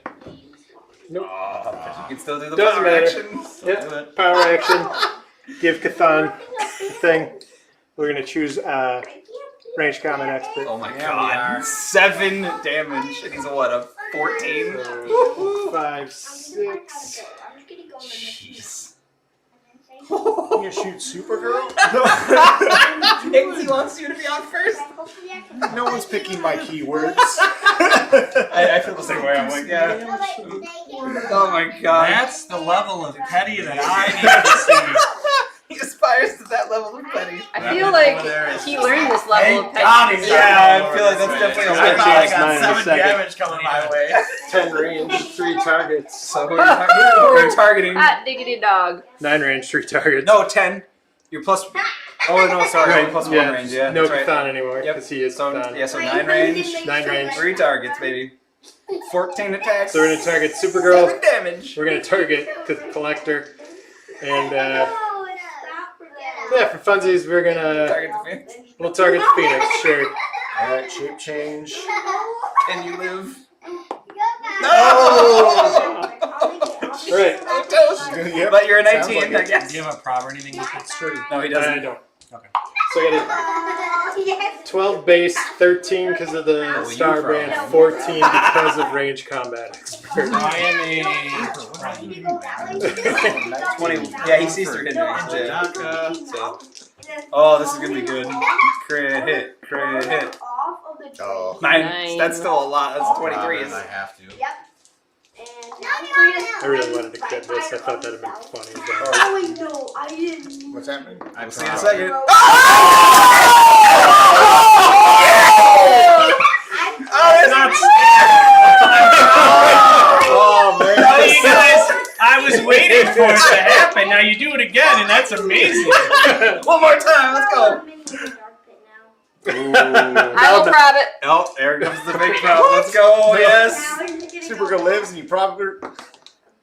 Yep. There's Yeah, she's dead. 22s. 22s, baby. It's not Supergirl that I dislike. Alright, so we'll do 1 to Supergirl to kill her so you don't get to collect her. So we're just getting the rest. What takes you to the stop click? Well, he'll go past. You won't hit me. Yeah, I'll go past. I mean, you'll hit me a bunch, but you're not gonna hit me in my last stop. No, I just, what takes you to your next I one? still have, what are you penetrating? No, or- yeah, he's Yeah, 6, it's fine. 10. Okay, so I still get my impervious, that may reduce it to 0. I should probably roll that, yeah. Yeah. Nope. Alright, so what are you doing? 6. 6? So you'll take 4 after the action. Okay. Don't you go to a stop click? No, Goes we past first because he already hit it. I've already hit it and killed something. Okay, then we're gonna go to that and deuces!